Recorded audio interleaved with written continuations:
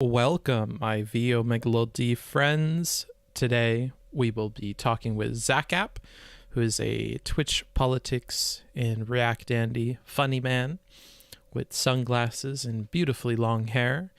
And we'll also be drawing probably the whole time. We'll see how I end up setting that up when I call Zachap in a bit. But that is the plan for today. So any donations can be requests for drawings, which I will, of course, draw on the stream. And that's all. I kind of wanted to open up with some Pride-related drawings, so hopefully we can get donos that are Pride-related and do that. It's the beginning of June. June is, of course, Pride Month, and so to celebrate that, maybe I figured we should do something for it, and that is something that we'll do. And probably won't be the only drawing stream the next couple of weeks. I will try to be streaming as many days as possible, fitting in some travel around Moss, Norway, and the surrounding regions. That's where I am presently. And that's the plannerino, boys. That's about it. I really wanted to keep the stream free form because I wasn't sure when Zach was going to be ready to go. It sounds like he'll be ready soon, and then we'll speak with them. What's up, cats? Yeah, that's what we're up to. That is the TLDR of it. How are you? I'm doing fantastic. Actually, I'm a bit tired. I stayed up till like 7 or 8 o'clock in the morning talking on my Discord with random folks. I really do enjoy the community that we built up there, and if you ever interested in talking with me, it is an easy place to do so because I'm on there all the time. Respond to all the ads, and I hop in the voice chat pretty often. So anybody in that Discord has probably interacted with me at some point. If they're a frequent member of the voice chats or the text chats, they probably see me around. Same with the clubs. And yeah, that's that. How was the VC? It was good. It was good. Talking about all sorts of stuff. We have a fella on there named Mustard. Of course, probably not his real name, but it's his username. Mustard is from Appalachia. And it's interesting to talk with Mustard about religion and politics and regional stuff. We were actually talking about accents and dialects and how the Appalachian dialect in particular is something that a lot of people look down on. And, the alternative to the Appalachian dialect is something that's that they refer to as speaking formal or talking formal. And that's when you code switch, which means you're switching the way that you're speaking per the audience that you're speaking to. And he code switches often to speaking formal and speaking like, a generic American accent as opposed to his native Appalachian accent. And his Appalachian accent, as I've learned, is actually closer to AAVE, African American Vernacular English. And so he actually feels closer to AAVE than he does to, the standard American dialect or the standard American accent or speaking formal. And it would be really cool if I could get Mustard to work with me on a stream where we talk about that. We go through some of the different grammatical constructs of that dialect and of maybe AAVE and explain to people that, hey, this way of speaking isn't stupid. It's not ungrammatical or grammatically incorrect, whatever. It's, a lot of it. I mean, the people in Appalachia have been locked up with Old English for a long time. So actually a lot of things like yun or yin, which is to refer to like a group of people like y'all kind of, it actually comes from ye in Old English. So there's a bunch of things that come from Old English. And so in a way, when you kind of decode the dialect, it's actually stemming a lot from Old English. And, in his opinion, as somebody who kind of lives in both worlds, it's a much easier way of communicating. There's a lot less words. So people that speak formal are people that are often wordy and say a lot but mean very little. And that's a common perception from their perspective. So I found that conversation to be particularly interesting, and I'm hoping at some point we could get him in the BIA to put together a stream where we could talk about that. If you're interested, if you have a similar story, if you have something from the country that you're from, something that you'd like to share, at me on the Discord or DM me, booksmarts #1004 on Discord, or you could email me, booksmarts.twitch@gmail.com. If you have a question that you'd like to see answered on stream, you can do askbooksmarts. Or I think it's just askbooksmarts@gmail.com. those are all the options to get a hold of me and maybe put together a stream segment. We are always accepting people into the BIA, the Booksmarts Intelligence Agency, to put together such streams and to compile sources and put together a stream document where we can present that information in an entertaining and intuitive way for people to learn. And I would be really excited to work with Mustard on that and work with anybody in the Discord or in the community or even outside the community on topics like that. So that's actually really fun. I look forward to doing that, you know? No Time to Code, Sag, who is Zachap? Is he a friend of yours? Not exactly. So I found Zachap by and we'll skip the starting soon screen today. I'll just jump right into it. Hey, how about that? Hello, party people. What's up? The way that I got to know of Zachap, I think that I have seen Zachap randomly on panels or other kinds of collabs with other streamers, but the primary way that I found him recently is a little strategy I do on Twitch where I click around the streamers that are live that I'm following or that are recommended to me, and then I look at the bottom left on Twitch at recommended channels that are live right now that viewers also watch. And that's how I found Zachap, and he's really chill and he watches funky videos and educates people and stuff like that. So it'll be cool to get to talk to Zachap. What I need to do real quick, and that I would have done if we were in the loading screen, is going to my notes document and grabbing a few of the topics that I wanted to talk with Zachap about. I assume he likes to be called Zach, though we'll figure that out as soon as we get started here. But yeah, that's the plan for today. That's what we'll be doing. Expect the Vosh debate maybe tomorrow or something, the original one that kind of stirred up a lot of what we saw with Rose Wrist. I think that's something that I might want to cover. And that's about it. So let me go ahead and put that in here and note that it's for Zachap and hit tab so it's nested underneath that in my notes document. Put that up here and put my chat in front of me. So we got a lot of different collabs in the works with folks that you may be familiar with, like Rhizome or Chud Logic or Dylan Burns is another popular example. Lots of the people that I know or are adjacent to me or I've spoken to before. Also Wicked Supreme, who is presently on hiatus but is open to the idea of doing a little show that we've always talked about doing together called Wicked Smarts. Wicked Smarts, of course, a mixture of Wicked Supreme and Book Smarts, where we'll talk about kind of topics that are going on in the world or topics that are going on in the Twitch space and kind of power through them as quickly as they need to be covered. And it's always been something Supreme and I have talked about doing, but he hasn't been willing to put in the time to research it, and I certainly haven't either.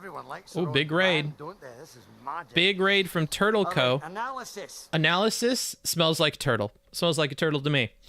Smells like a turtle, sounds like a turtle, probably a turtle. Welcome, Turtle and Company, to the Booksmarts stream, the Booksmarts show. Today we'll be interviewing Zachap and doing some drawing on the stream. So if that sounds like something interesting to you, you could participate by donating and ideally doing some kind of request that has something to do with Pride Month or is Pride Month adjacent. You could link me something that is an image that is a reference of what you'd like drawn, or you could just give me a character and give me some kind of gay scenario that you'd like them to be in.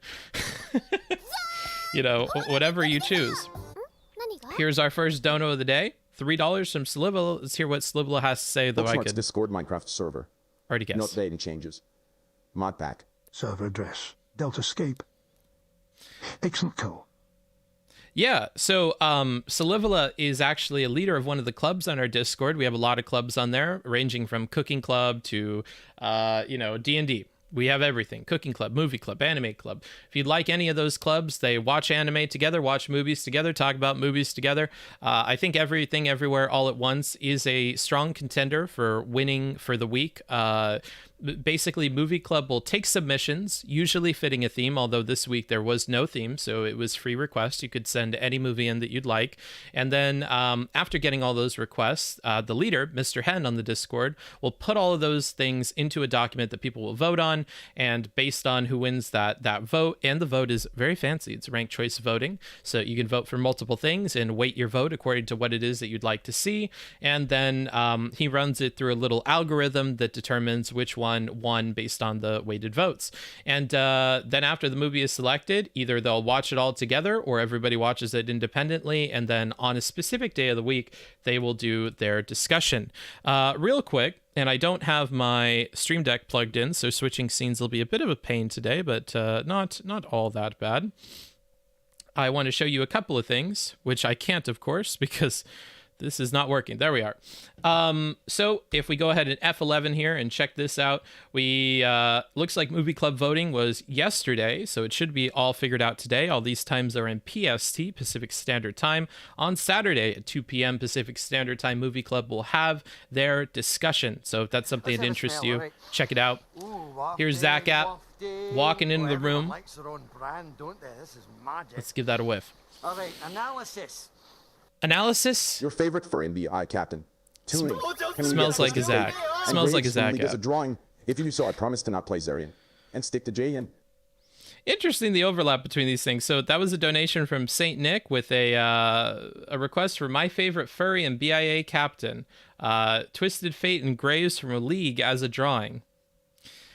And of course, to follow the, what is expected of us this month with Pride, I will have to do something a little gay there. Something a little gay between Twisted Fate and Graves, which that is a fine pairing. I don't mind that. But yeah, so if you're interested in Movie Club, that'll be at 11 a.m. Pacific Standard Time on Sunday. And another thing I wanted to share with you that was a request from Cooking Club, and I will actually switch to my Just Chatting cam so that I can read my secret DMs from them.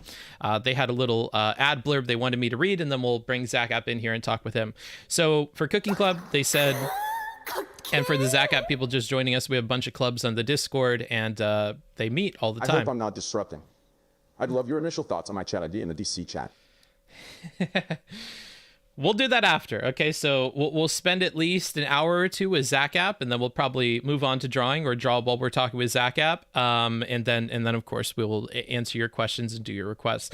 So the blurb from Cooking Club, leader being Drite Wake, says, Cooking Club is a good place to learn at your own pace while broadening your horizons. Thank you for the sub, Professor Thoughts. Let's hear what you have to say before finishing. Entertainment while I have COVID. Yeah, I'm happy to keep you entertained, and I'm sorry to hear you have COVID. So Cooking Club is a good place to learn at your own pace while broadening your horizons. With only one cooking activity every 2 weeks, it isn't a large commitment, whether you cook often and want a place to share, or if you're new and want a place to learn. Come join Cooking Club. The next 2 weeks, it looks like they'll be making tacos, and there were submissions that were sent in where they had to use a mystery ingredient, and the mystery ingredient was panko bread crumbs, of course, coming from panko, little baby pieces of bread that are electrified and made into little bread crumbs that people often will use on various dishes. Let's go ahead and take a look at those dishes before we bring on Zachap, because again, I just want to finish shouting out the clubs for today. Go ahead and switch scenes here and check it out. So here we have our Cooking Club submissions for week 1. Ooh, panko on a little piece of who knows what over here with some nice little baby cherry tomatoes over here on the side. And then we got some nice rice mixed in with some good stuff there. Looks like it was deviled chicken with cilantro rice. Ooh, yummy. It's got that cilantro kick to it. Then here, ooh, somebody's been doing a little bit of bacon in the oven. This is deviled chicken with cilantro rice. Apparently it just keeps copying the... Oh, maybe this was this dish, and it just looks a lot better in the other picture with everything all put together. Nope. It looks like we just didn't format these images, so who knows? It'll be mystery meats unless we're putting that all together here. Looks like we got some kind of spiciness mixed with our panko ingredients over here. Some raw chicken breast over on the side. Courier with the panko breaded chicken. Ooh, got a little bit of mashed potatoes, a little bit of string beans maybe over here. Yum, yum, yum. I'm not a big culinary guy, so I don't know. Ooh, got some meatballs, sesame seeds, some kind of glaze over it. Maybe these are some potatoes or something fried. I assume that that's where they got in the panko ingredient. Panko meatballs. Oh, look at that. Ooh, we got a little bit of some kind of depth going on with this photo. Very professionally taken. Maybe those are minced onions on the top. Not entirely sure. Looks like we got our panko up here. A little bit of sauce here, a little bit of dark sauce, and a foot.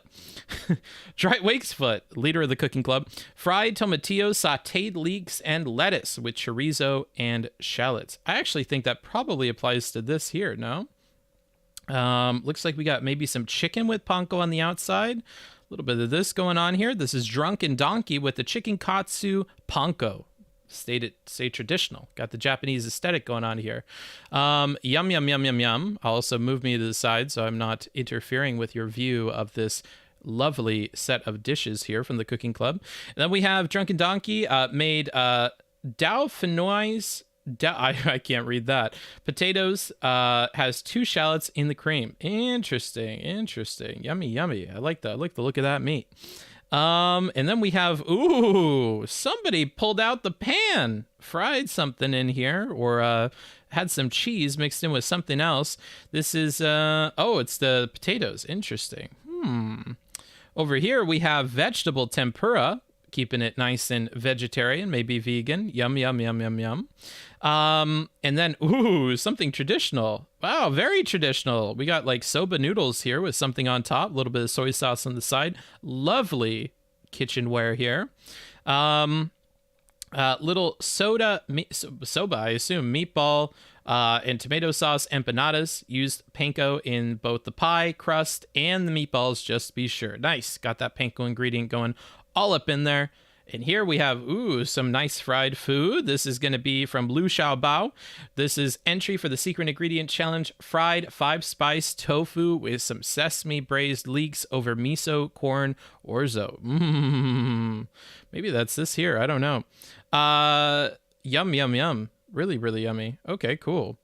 Wow, this is a very aesthetically pleasing shot of this food. Wonderful job, everybody in the cooking club. If you're interested in the cooking club, you can join it by going to the Discord, going to the README, reacting to the cooking club post on there with your little cooking club emoji, and then you'll have access to the club, the secret channels, and of course, whatever it is that they're working on. Feel free to post anything, whether it is using the secret ingredients, it is following last week's challenge, or it's just something you whipped up that you thought looked particularly good or was particularly yummy.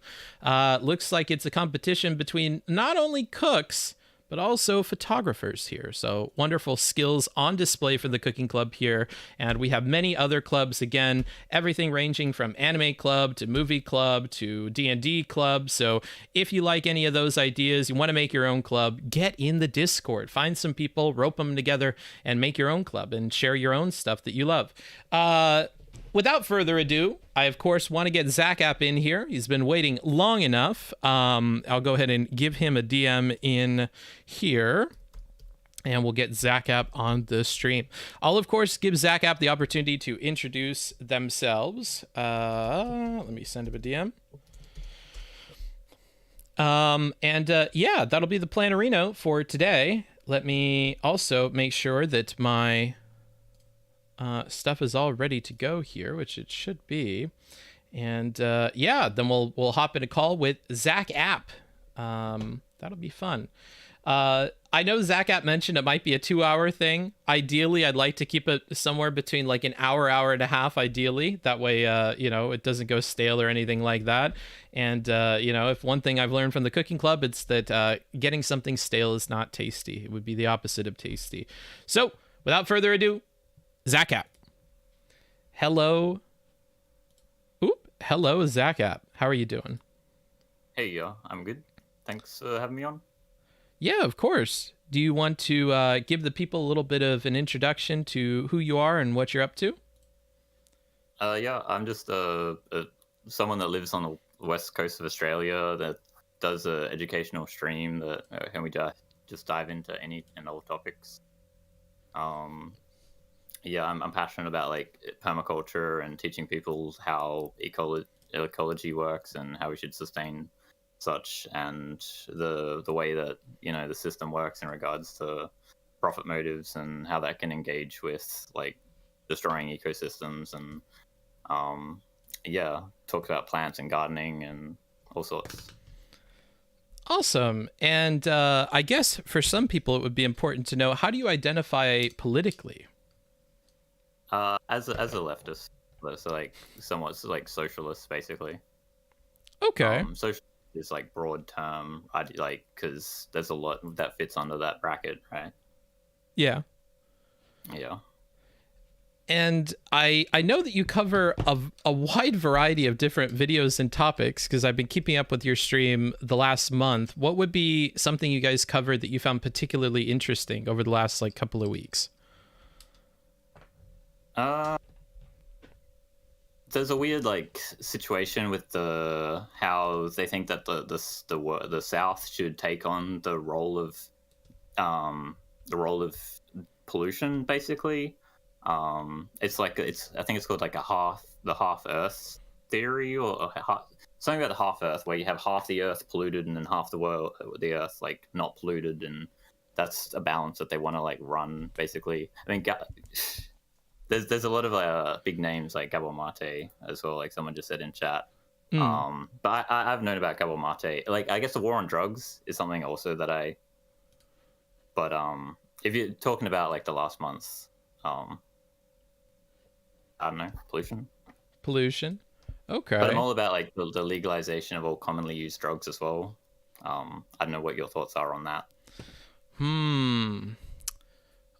I think that decriminalization I would for sure be down for, because it just seems like, the problem that we're running into is an addiction one. It's like a public health problem and not necessarily, like a criminal problem. But I do kind of stop myself short of being okay with full legalization, because I worry about the implications that would have on public health. Because if we mean to solve the public health problem, I'm not entirely certain how opening access to all sorts of different kinds of drugs would necessarily help or hurt that situation. So I guess that's where I would stand with it. What do you think? I mean, with decriminalization, where does it come down to the manufacturing and the like production of said material?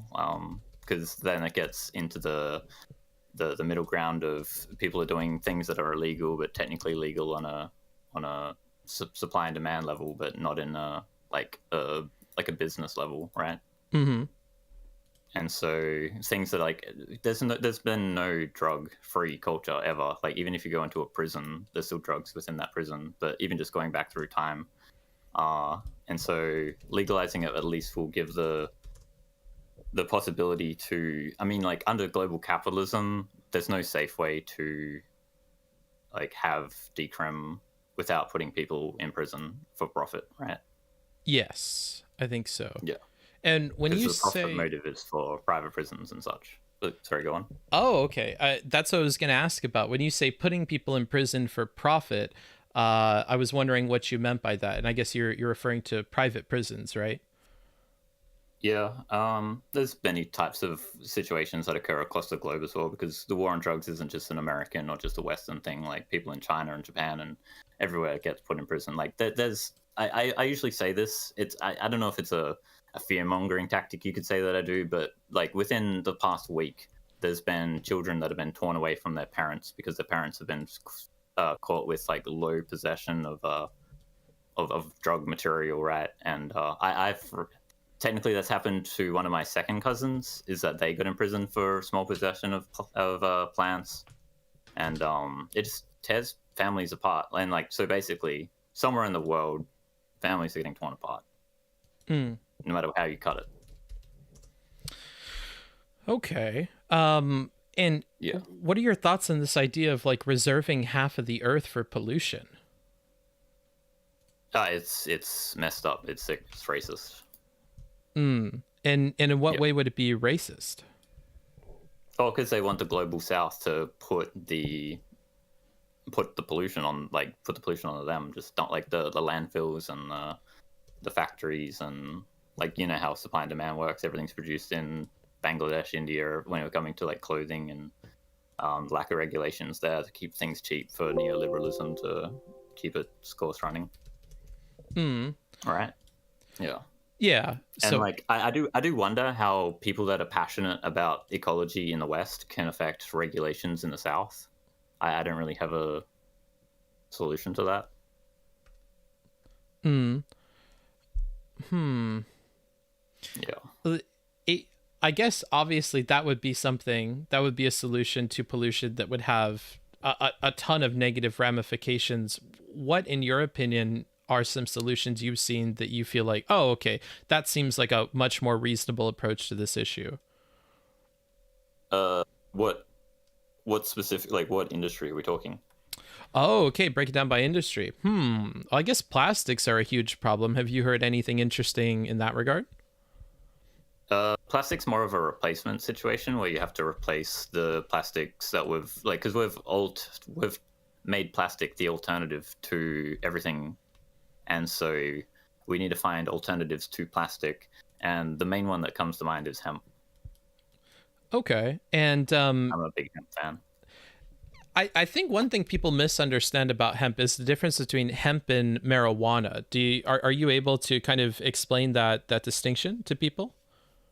Hemp grows extremely densely, so instead of growing like when they're growing cannabis, they grow them like meters apart per plant, whereas with hemp you grow them like an inch apart, and so you can grow a large biomass of fiber and grain from it. It's technically not grain because it's a pseudo grain, but seed. And with that fiber and seed, you can create oil, paint, varnish. You can create like over 25 or to 50,000 different like textile and utility products from that. And it's a completely different genetics, but it's still the same. Like it's the same plant, cannabis, but it's different in proportion to flower over fiber. So it's cannabis, you have more flower. And then hemp, you have more fiber and grain. And are you able to get any THC out of hemp? The 0.01 or so. Like technically yes, but also they try to make it 0.00. But you know, there's hundreds of, or I don't know the specifics on cannabinoid amount. Like they say that there's 80 to 150 cannabinoids in cannabis, and so hemp you're still going to get that batch. Everyone knows that hemp, you can still get CBD out of it, and CBD is one of the antipsychotic or so they're producing. That's why every CBDs and everything in America nowadays is because they can still legally grind that without having the regulations take control as much. But there is still a massive amount of regulation when it comes to hemp.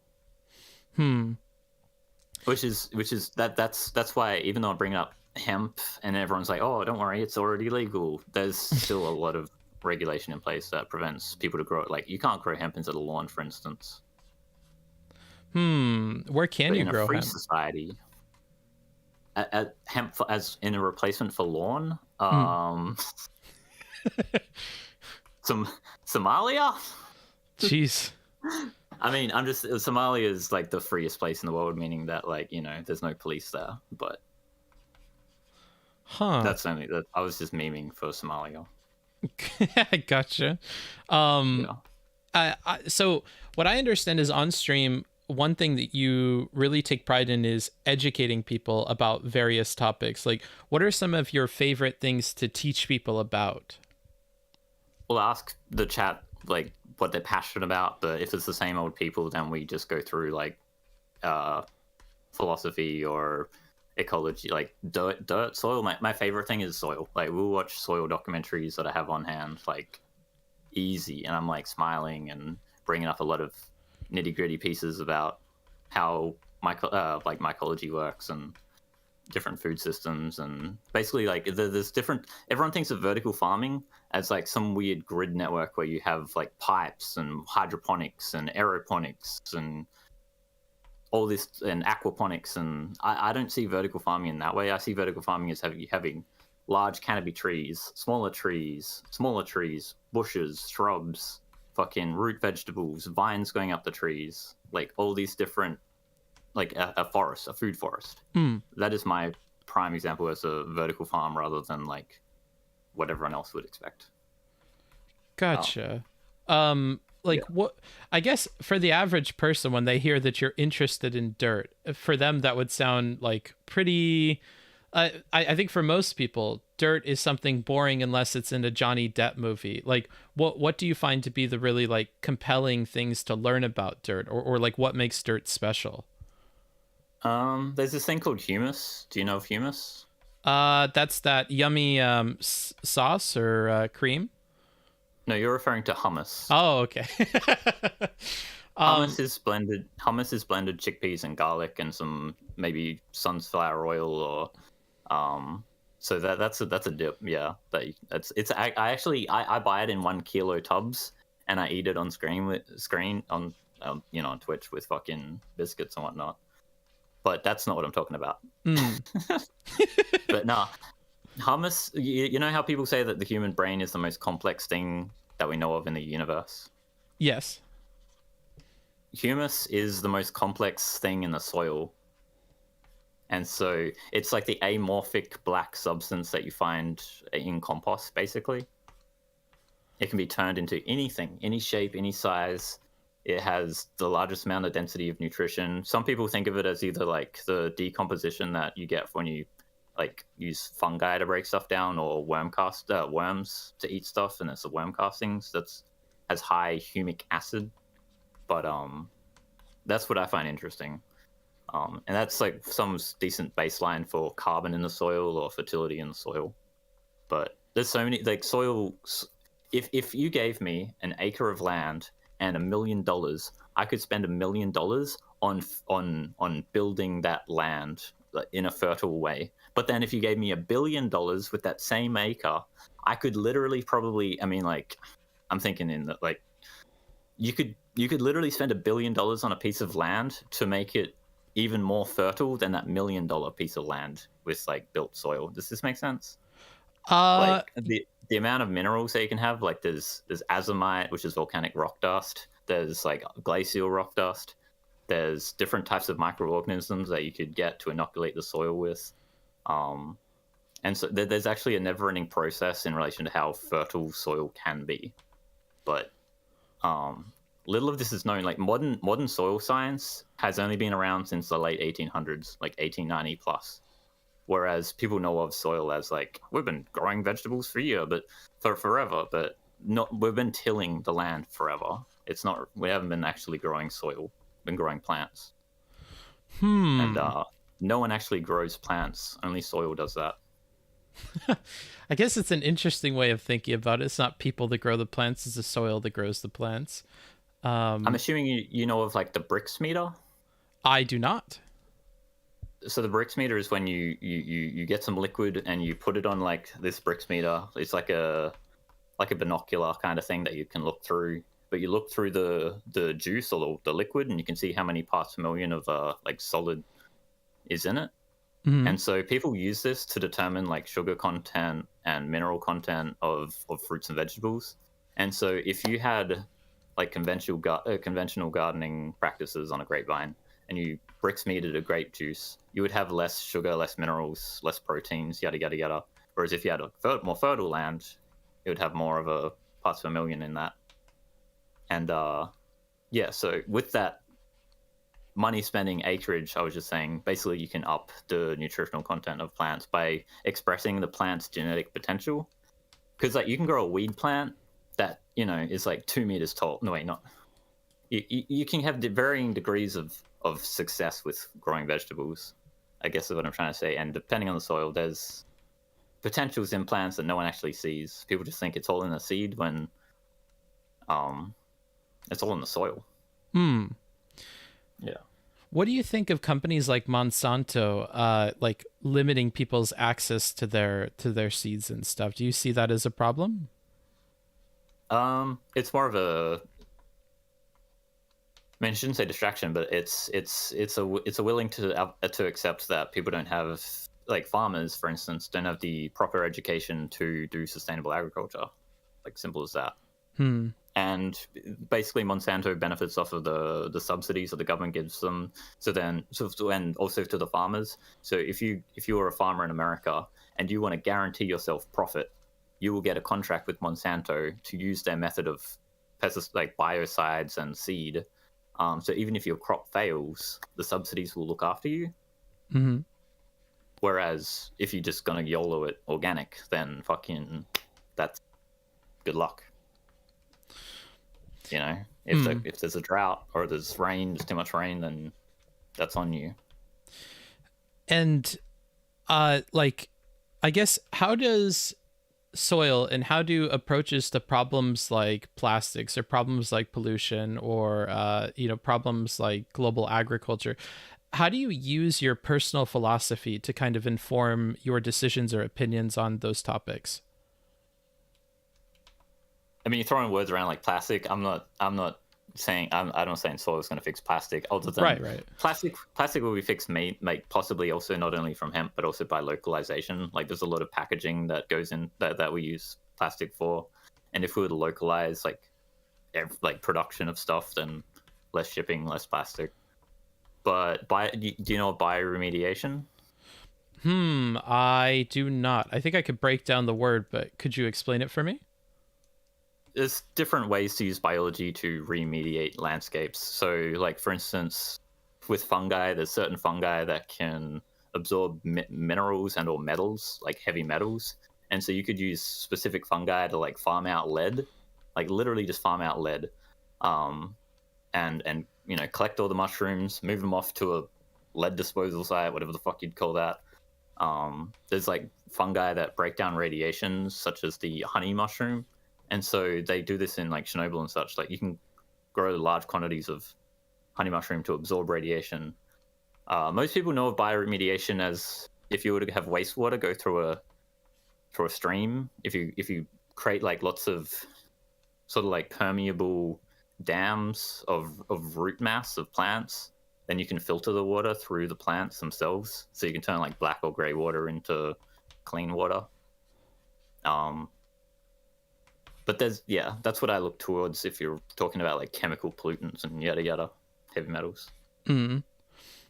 On stream, do you talk much about philosophy, or is it more focused on like world events or things around the world? Both, probably. Not so much world events. I can't really deal with like just. There's a lot of I see distraction too much in like mainstream politics, or not mainstream media, and so I avoid a lot of it. Sometimes I'll like put my toe in it and we'll watch a small video on like some huge event, like the Ukraine war, for instance. I probably watched maybe 5 hours worth of Ukraine war in total over the last how I don't know how many months has it been? 6 months. Wow, it's been that long. Since February. Whereas like right? And I'm probably being generous, like not generous. I maybe spend 10 hours worth out of that entire time. But you see other streamers that have watched every single motherfucking video about it. And I don't like to just do that. I like to just tiptoe around and see what's going on and not get too involved, because it's most of the time you can't do anything about it. Just doomerism.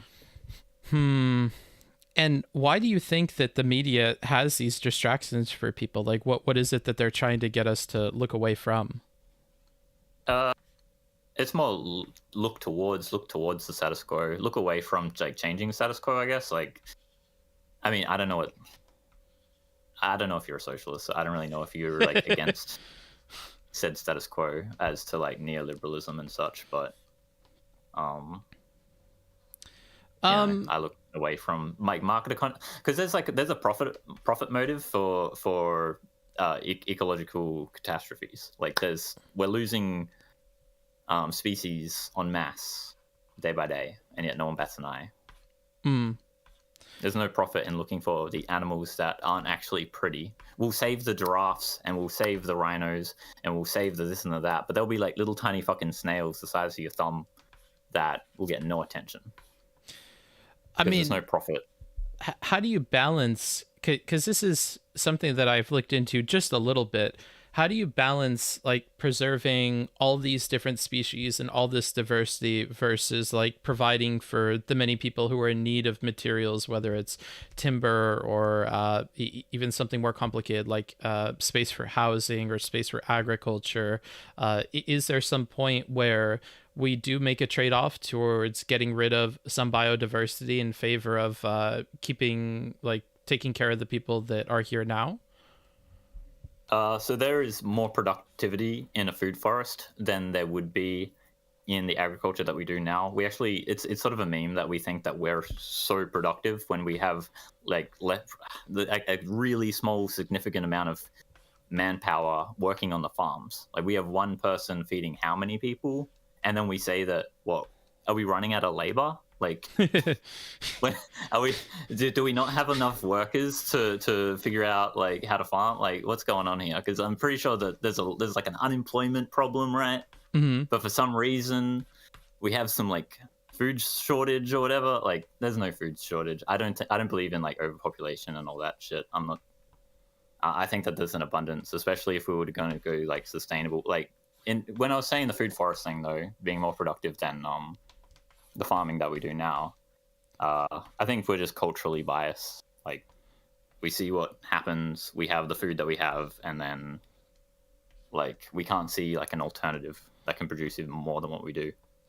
Even though it'll cost a lot more, a little bit more labor. The thing is that to pay for that labor, it may not become as profitable. Like, doing sustainability isn't profitable, but it's doable. And we but have under to the do neolib something. framework, we can't do that, if that makes sense. Yeah. Like, because it's all about cost cutting. Like, how can we fire 10 more people while keeping the same production line? Like, that's all that neolib's about, right? yeah. I shouldn't just say that broadly. It's, I mean, and I like to also say that everyone's hit and miss. So no one's perfect. So I get it. Yeah. Yeah. Do you often find it difficult, like, to keep a nuanced perspective on the various liberals and how they might think about these different topics? Because we do have the broader ideologies, but I think within that, you would probably have a lot of liberal people that would be interested in the solutions you're proposing or interested in changing systems. Like, do you see a gradient there of people who might be willing to move on particular topics or move for particular issues? Or is it easier to just view liberals as a whole as like a monolith? Because I do see that a lot from lefty communities, and I would like to think that when pushed on it, they do see that there are that it's more diverse than they would maybe make it out to be. You've probably seen on my stream at the bottom, there's like a thing that says "culture is not your friend," right? Mm-hmm. And that's because we're all brought up certain ways. Like, some people are born into a Christian family, Muslim family, yada yada. We've all got these families, and societies. We're a part of society, yada yada yada. And it's not something that we shouldn't look as that's the only way that life can be. And so in regards to how to talk to liberals and yada yada, I don't like, I understand. Like, I'm vegan now. I've been vegan 7 years, but before that I was omnivorous, and so I can reflect on, you know, other people that aren't vegan because of such. And so same for like liberalism, I guess. Like, I would have to reflect on, if I was, 13, 14, I wouldn't know what the fucking neoliberalism is. Yeah. So in that regards, I can empathize. Mm-hmm. But if someone was in my chat just being like, markets are good, this is good, like lib shit is good, they would need to like break down their ideas and are willing to engage in conversation. So I mean, I feel like I'm very nuanced, but fucking people that just have to engage to hear it out, and vice versa. Yeah. So I definitely hear people out. Well, that's good. Like I have Posada bot, but I don't have it on the global auto ban shit at all. If that makes sense. Well, what is that bot? Posada bot? It's just a bot that will just call people out if they're like a 2-hour old account, or if they've been banned in multiple leftist channels. That's all I use it for. Other users use it to like just, I don't know, auto ban people that have been banned in like 25 channels or more. But I turn that function off and just use it as a, in case I know that there's like a basically what the main function that it does is that it'll be like has come in and they've created their account 2 hours ago, and then will say Trump 2024.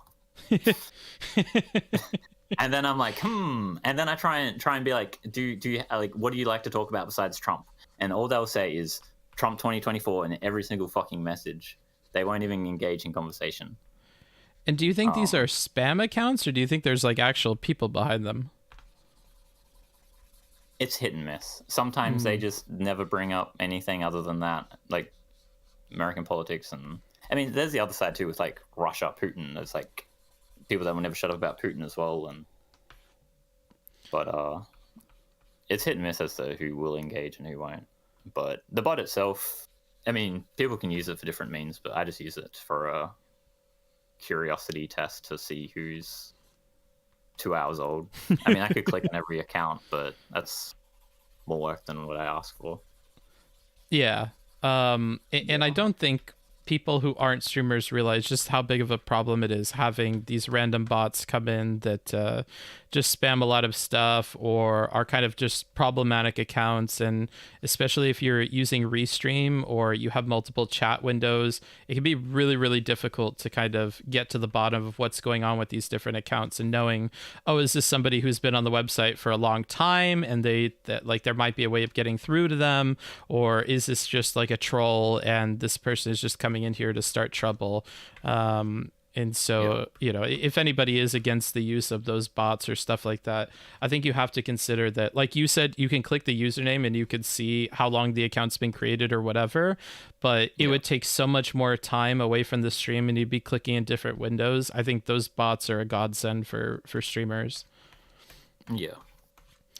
Why do you think it is that these folks are like, I guess, like going into stream chats where it's very unlikely that anybody will be susceptible to their message? Like, why do you think that when there are humans behind these accounts, they're spending the time to go in there and spam their nonsense? Like, what is the goal there? I mean, distraction. Everyone loves a distraction. Like, even just, I mean, I would even equate it to sports, maybe, even though that's probably bad on my part and I probably shouldn't do that. But I don't find any meaning in sports, and I also don't find meaning in them doing that. Now, do you find no meaning in sports? Like, if it was on the field, like if you were the one running with the ball, or if you had some sort of relation to the person running with the ball, then like yes, there would be some meaning to that. But like at the end of the day, like us, like if you care about it as much as a grade 5 soccer game as a I don't know, the World Cup, like it has the same amount of meaning really. But it depends on the individual. Like culture brings it up, and I mean, I'm just not one for the distraction, I guess. But I do like to engage in like entertainment. I'm not saying that I'm like completely out of the box for entertainment. But, gotcha. like with movies and TV shows and stuff, they usually have some sort of like nuance. Whereas with sports, like I don't see the nuance. It's just the same copy pasta. Like Rocket League, for instance. Like, are you gonna sit around and watch Rocket League for a good 10 hours or whatever? 5, even just an hour? Would you? If I was really into Rocket League, or like if I was watching like a professional thing and there was like a tournament and I was into it, because I think that for a lot of people, if it's something they spend a lot of time doing as their hobby, or they follow the players and they're kind of like personally invested in their wins and losses, like it can be it can be fun and it could be meaningful for them. Or maybe the players represent something that they like I think Sonic Fox in Super Smash Brothers would be a good example. If you're somebody that's LGBT, it can be really, really cool to see somebody who represents your identity or your, you know, your way of life out there and representing you and succeeding, and you want to support that. I think there's a non-insignificant number of people that are about that. Yeah, I guess they can be representational, but I mean, nuance. Yeah.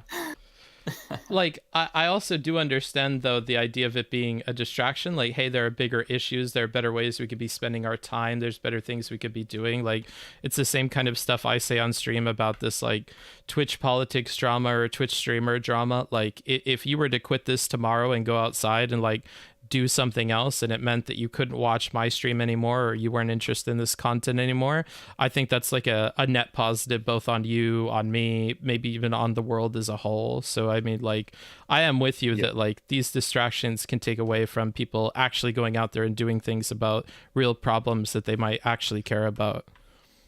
Yeah. Like, do you know of fallingfruit.org? I do not. I don't know if you want to do it right now on stream or do it later, but there's a site called fallingfruit.org, which is like a open source map of the world that is for forageable foods, basically. So there's like apple trees, pears, fucking you name it. People can just plug any fruit or vegetation, whatever. And so I share resources as well, and so that's like one thing. I also ask people if they've been to their local community garden.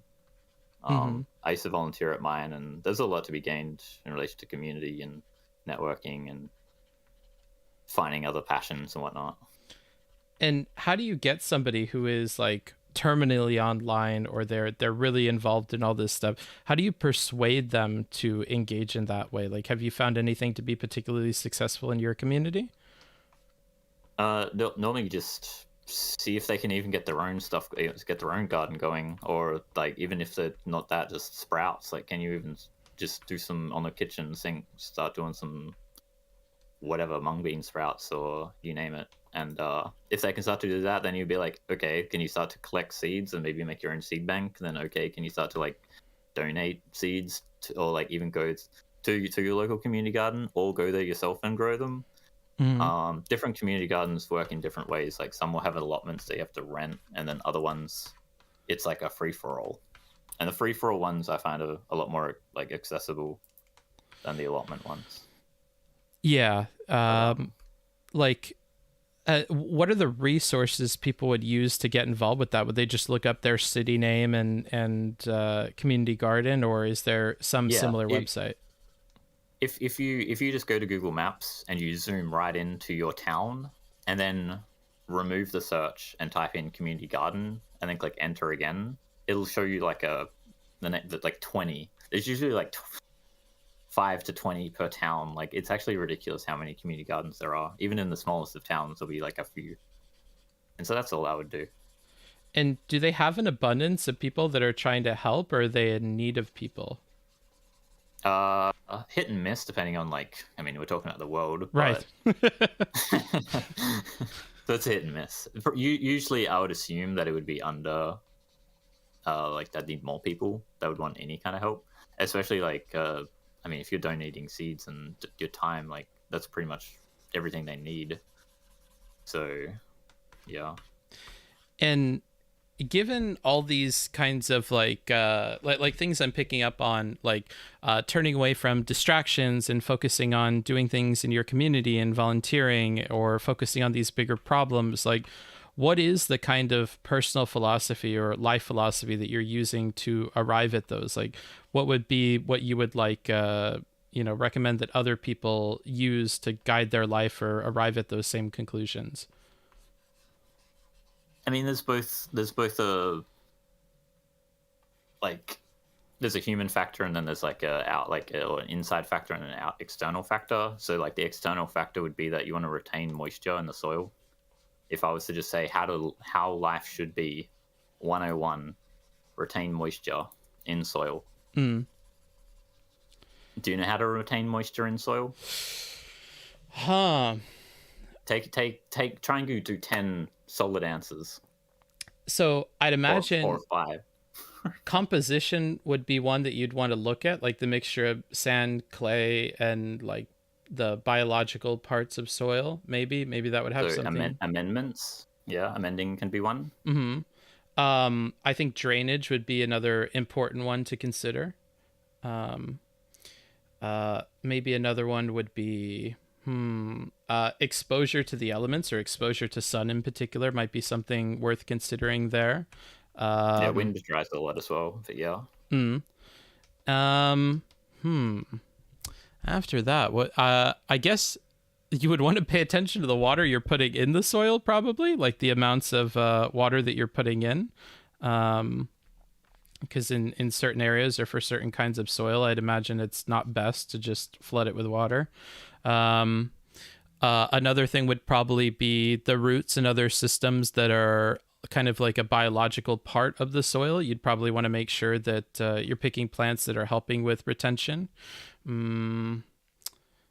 All plants are made of. All plants have water, so all plants are actually water retainers themselves. And that's kind of a hint. Okay. I'm struggling with like what would come after that. Like, I guess Subscope towards the goal. those would be the main things that I'm thinking of. What am I missing there? Because 10 seems like so many things to consider. I mean, I'm not sure if I can go straight to 10 straight off the bat, but there's a few things that you sort of like said, like a sort of a broader phrase, like amendments. Like, what are you amending with? Like clay can be, depending on the level of clay can help retain moisture. Also mulch. I don't know if you want to classify mulch as an amendment, but just like, you know, covering mulch, like covering the soil with like either dead plant materials or living plant materials. Like plants can even just deflect the sun from the soil, or even if you want to go even just stranger, rocks. Like you can use inorganic mulch, such as pebbles and gravel and yada yada yada. Then there's, I mean, wood chips. Everyone knows that's just another dead material, but drainage. So it depends on your water level as to like you don't want any soil to be waterlogged unless it's like a wetlands. But for the most part, like waterlog is bad because you'll create a lot of anaerobic microbes, and anaerobic microbes are usually more negative than positive. But there's, I mean, people add like broken up pieces of like terracotta, or if you want to go really really big brain, you do an oya. Ooh, what's that? It's an unglazed terracotta vase. Huh? So And you think of it. Are these like recycled, or do you make them purpose built for adding to the soil? Some people buy like $1 to $2 terracotta pots and then glue them like top end to top end, so it's like two pots connected by the surface, by the lid, and then you just block one hole, like block the bottom hole, and then bury it, and then you can fill it with water, and the water can penetrate the pores of the terracotta, and I mean that's like an artificial aquifer that you create, like really shallow, and you can put a little lid on it so then it doesn't evaporate and the bugs don't get in. And you wouldn't want to be putting any kind of like plants in that. It's just basically to have the water, like a place to put the water, right? Correct. Ah. And you'll see the plants will actually, like the root structures will try and wrap around the vase to try and get in, but they won't. And another thing, like, because I was saying that plant, like you said plant roots, and I was giving you a hint that like, yeah, fucking, whatchamacallit, that's like they're made of water, plants. Right. But the plants send sugars down to the roots, into the soil to do trade deals with the microbes, and the microbes and the fungi are mining the minerals and exchanging them for sugars from the plants, and so the biology itself retains moisture. The biology itself. Okay. Like the bugs are like sweating. Like, I'm sorry, but bugs sweat. Bugs Shit like that. sweat. Okay. And it's a significant enough amount to consider for keeping moisture levels in the soil at a reasonable place. 100%, as well as mycorrhizal fungi, or just fungi roots. I don't know if you heard of mycelium before, but they can actually create artificial aquifers themselves. And so I like to say that you start off a garden with like an oya as an artificial aquifer, and then inoculate your soil with fungi and such. And then maybe after a few years, you can remove the oya, and the fungi will be the biological aquifer.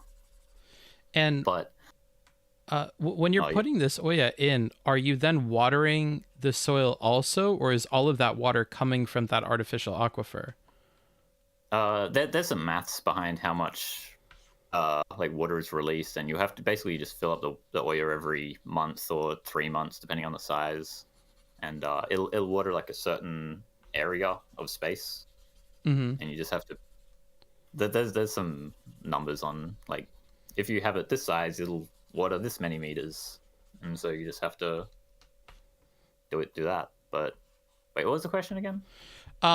So if you have this artificial aquifer, you're not also watering the place, right? I mean, not the plants around the oya, no. Mm. Yeah, you may have to water like plants that aren't near it, but depends on what you're doing, really. I see. And some people will get like little miniature like terracotta vases that are like the size of the palm of your hand, and then add that to like a dripper line, and then instead of the dripper dripping constantly, instead you'll just keep that oya full, and the oil the water will just leak out as if it was a drip, but it's really the pores of the terracotta. And that's another thing. It has to be terracotta specifically because it's more porous, or From what I understand, I haven't looked, like, I'm not a pottery fucking expert, but terracotta is what everyone knows. Mm. Yeah. And in your experience, terracotta is kind of the most common thing to use, or are there like other notable? It's just common. Mm. Yeah. But But I think another interesting thing that I don't know. I wish I could talk more about this on the stream. Do you? the situation with my stream too is that, like, I'll raid into various political streamers that are like larger than me, and everyone knows me as like the soil guy, like guy that talks about compost all day or whatever the fuck. But I cover a lot more than that, and I cannot get that, like, I don't know, now I'm basically like a stereotype, or it's like a I don't know. So it's frustrating how being to- the soil guy. Because people look like I'm not covering anything else, talking about anything else. But if they watched my stream, they would realize. But for some reason, I don't get that much streamer traffic. I get a lot of chatter traffic, but streamer traffic's on the low. How much like collabing do you do with other streamers? Every now and then. But, like, it's the smaller streamers that I'm collabing with rather than, like, the larger ones. I don't throw my name out there too much to, like, ask. Like you threw at me, right? Like, yeah. You asked me to come on, and so I don't know how much, because I don't want to be a part of the whole, like, the. Oh wait, can you still hear me? Yeah. Yes. Yeah. So I just opened my fucking wireless headphones and it, like, Discord went off, but yeah, I don't know. Sorry. So you were saying, like, generally you're not the one reaching out to other people. Occasionally other people reach out to you. Is that basically the setup right now? Yeah. Like, I don't want to edge into the, like, well, I have edged into the drama. Like, there's been some of the drama farming fucking streamers that have, like, tried to say that I'm, they said I'm pretentious or whatever, but like, as if, like, my goal is unachievable to get people to, like, go see their local community garden or whatever the fuck. But I could have leaned into that and been like, oi, fucking nah. But I didn't, because I don't know. I'm not that, it's sort of cringe, just that entire, like, just, I don't want to call it a full distraction, because they do sometimes argue about things that can matter, but for a lot of the times just personal spitting each other. Yeah. Right? How do you kind of weigh that against, though, like getting your message out there in front of people, like kind of working within the limitations of the platform to, like, get your voice out there and get the message to more people? I mean, I've done what I've done. It's gone all right. It's like steady growth, and plus, it was interesting with I think it was like Danabo that was starting to like shout out everyone at like, oh, you're all failed streamers because like money or whatever, like you're not making millions and therefore fail. But even with the small amount of viewers that I have, like average 30, 40, I see the value that my chatters see in me comes in monetarily speaking. And so yeah, I don't really, the growth is like good, and I want it to then people don't have to donate as much to keep me going. But I mean, it's fine where it is still. But I would assume as a streamer that you have plans or you would like growth, right? Or is that something you kind of are not about? So say that again. Like as a streamer, you would like your stream to grow, though, right? Oh yeah, and it has been growing 100%. I mean, I'm also doing this now. Like, I'm willing to flex, like be flexible into engaging with other streamers. I mean, that aren't even technically. I don't know your politics. I don't think you even said, but I'm assuming that you're. I mean, like your chat was saying that you're a lib, right? I honestly don't even really understand the lib thing very much. So if you would defend like market economy and private property, then to me that's liberalism. But other people will point out other aspects of liberalism. Yeah, I suppose I'm more of like maybe a pragmatist. Like it seems like even in there can be islands of markets working even within things where you wouldn't traditionally think that they ought to be, like in associations or in volunteer organizations, or even something specific like distributing food to food banks, things like this. Like I think that markets are a tool and a solution for a variety of problems. They aren't a monolith. They're not going to be able to solve everything everywhere all the time.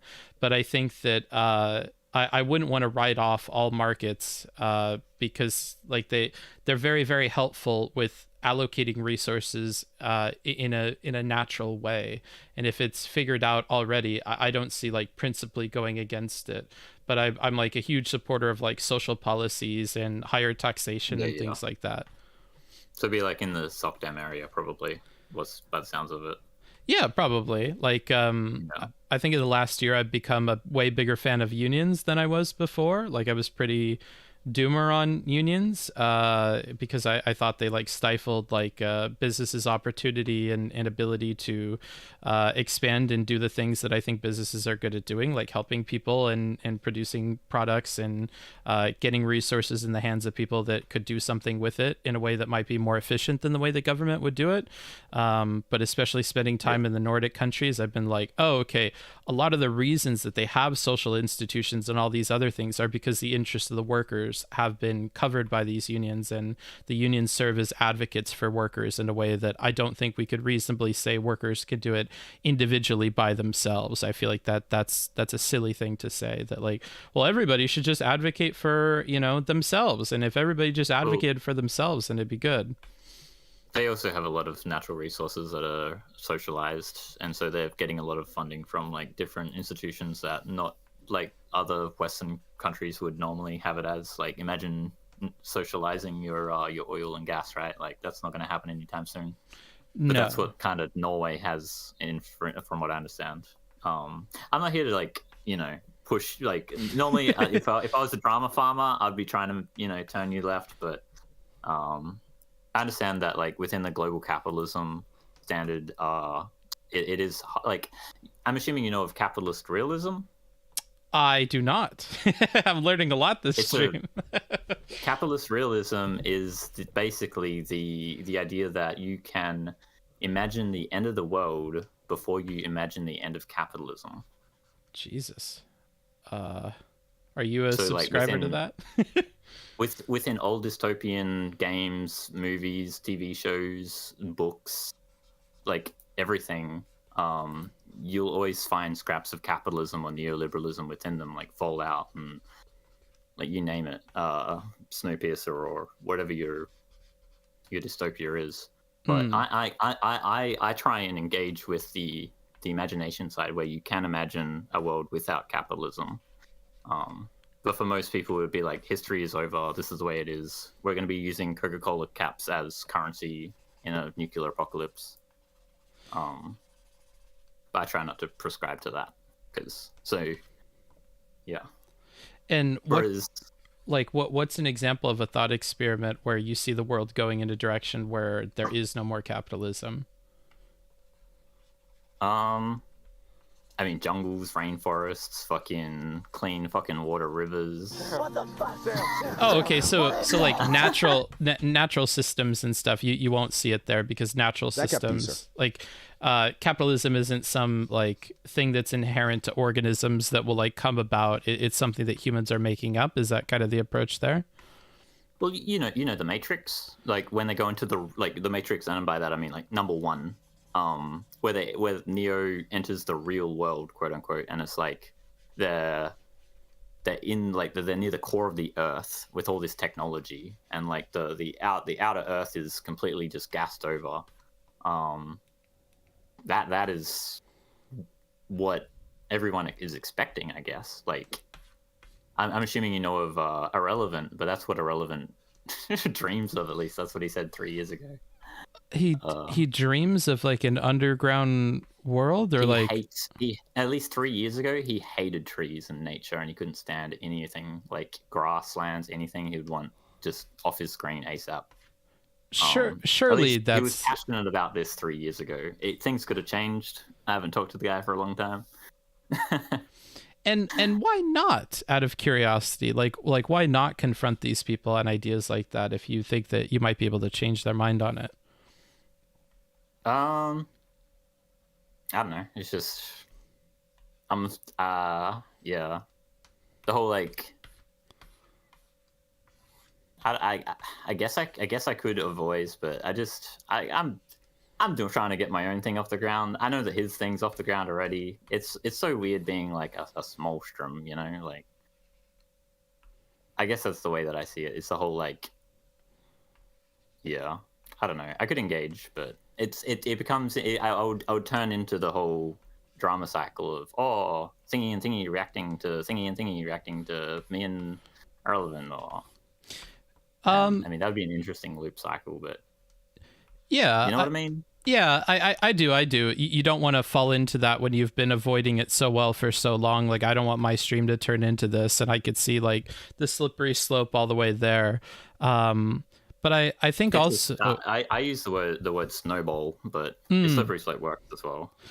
Yeah, like, but I could also see a world in which like you don't have to necessarily do the react thing. It could be a lot of like, oh, I see that this person said this thing, and I'm going to go talk to them. It doesn't have to be like necessarily a focus on, playing into the meta and, doing all this react stuff. It could be like legitimate conversations with people that are done in a way where more people could get exposed to your ideology. And then they might think like, yeah, Relly's kind of crazy about the forest and stuff. I got nothing against trees. This guy's kind of speaking sense with this, and maybe there's more.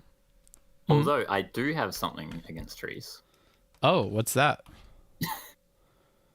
that hemp, like I'm biased towards hemp being the solution to like forestry, for instance. Like, you can create harder wood out of hemp than you can out of trees. So you're a big hemp guy. Like, it's unbearable how I even say on my stream that I don't even consider humans like human anymore, in the fact that we've alienated ourselves away from hemp. Like, we should be another creature until we get hemp back. And where is this belief coming from? Is it like a historical one? Over 15,000 years of hemp agriculture. Yeah, it's, I guess, yeah. Like, if you want a solution to plastic, like, and many other things that we produce, like, it's, I mean, I'm not sure, like, you know the density, I'm assuming you know the density of hemp fields, right? No. Like, have you ever seen I could pull up a picture for you real quick if you want. Yeah, that'd be interesting. Yeah.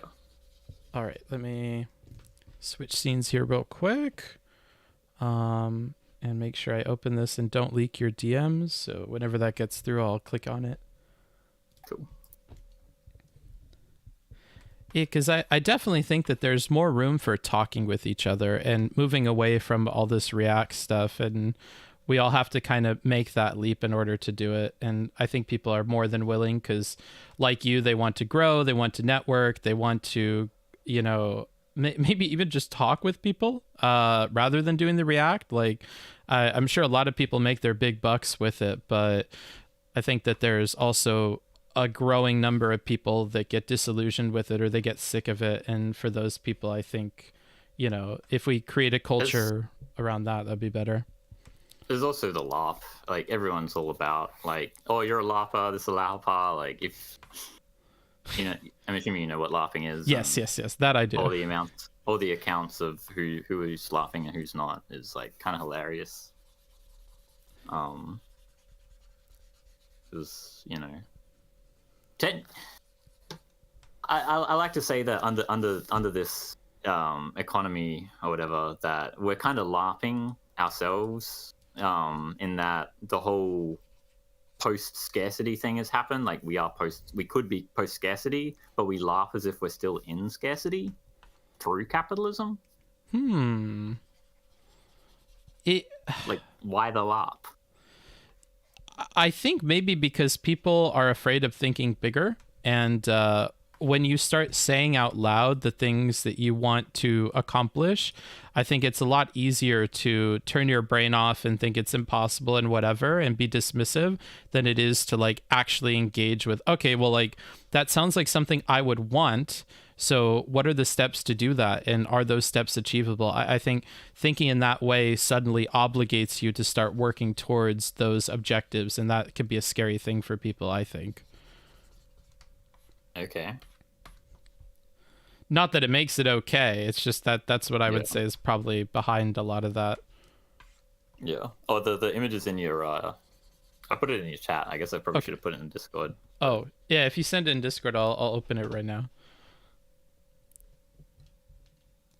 Okay, awesome. Let me go ahead and... Holy hell. Okay. This is like bamboo, almost. Yeah, I don't know why it's so, like, secretive to the world. I don't know. It's really weird. Maybe negative associations with weed, maybe? Maybe. So these are the hemp fields, everybody. And wowee, they're quite tall. Like, these are some people for scale, and here is the hemp, and it looks like that grows dense as fuck. So if it was, I like to say, if it was Minecraft, this would be in blocks.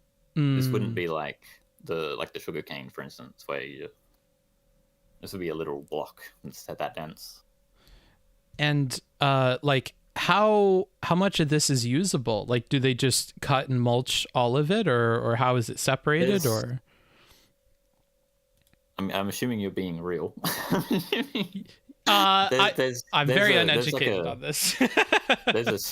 there's a stringy outer coating, so that's where you get the fiber for all, like, I mean, used to be bowstring and whatnot, but the fiber is on the outside, and then there's a woody core in the middle called hurd, and then there's grain, so there's like seeds that you get hemp seed oil, and that can be used for paint and varnish. And I like to say a stat that in 1935 or 1938, forget which one, there was America grew over 135,000 pounds of hemp seed oil for paint and varnish alone.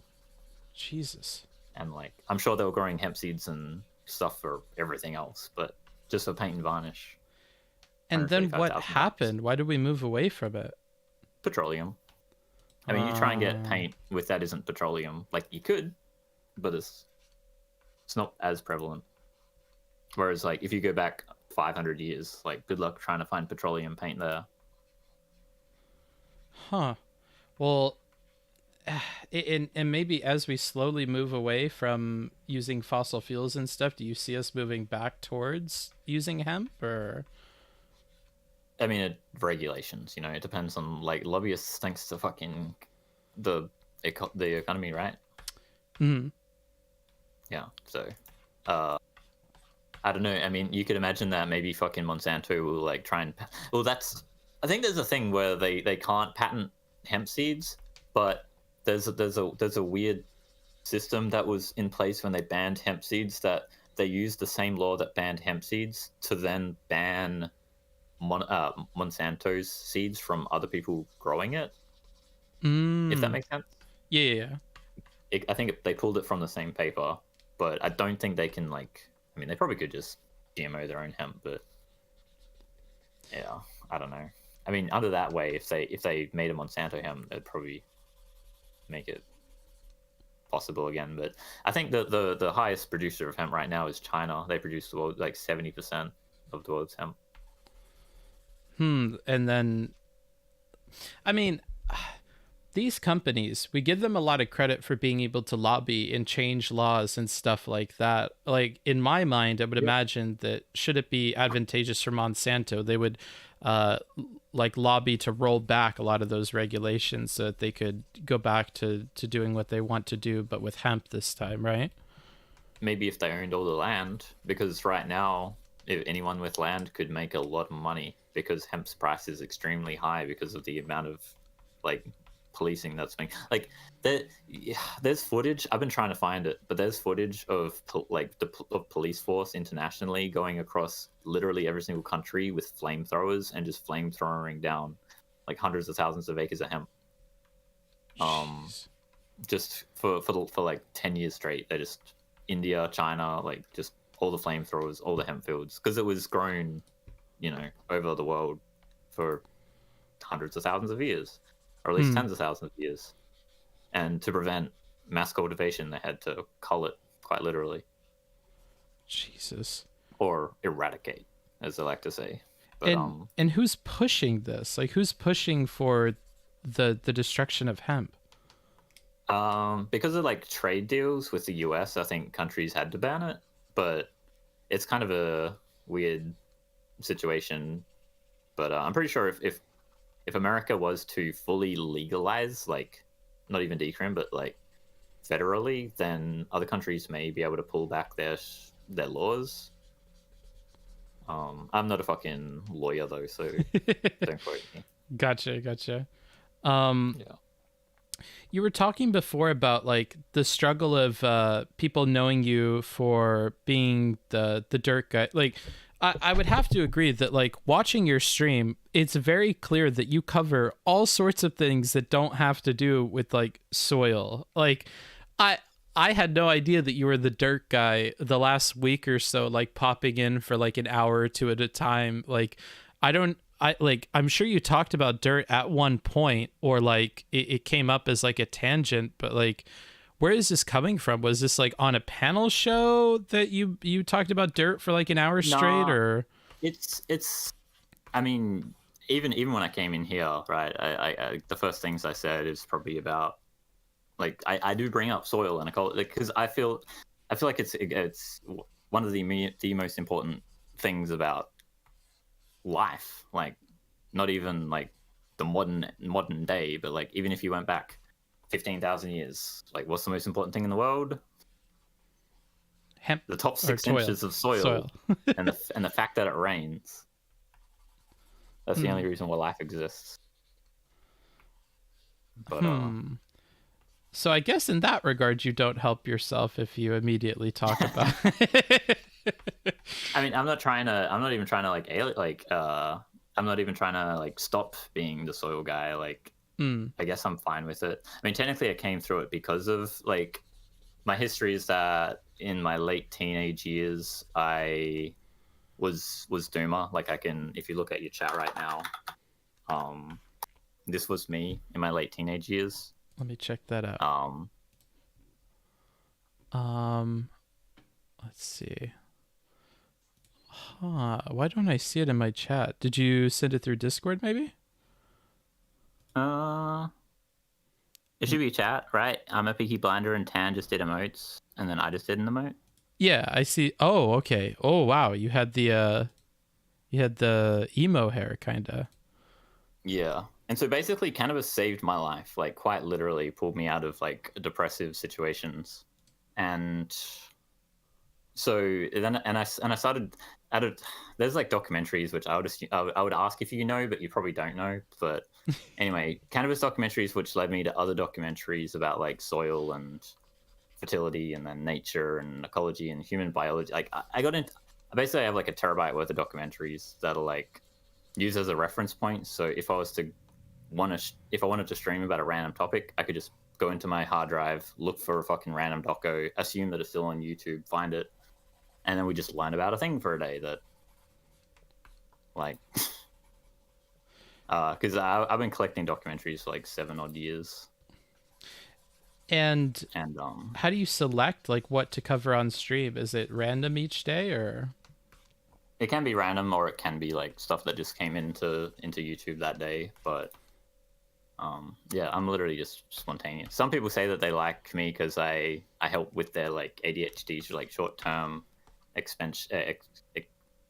short-term attention shit. Like, since I'm just jumping here and there and everywhere, they're fine with that.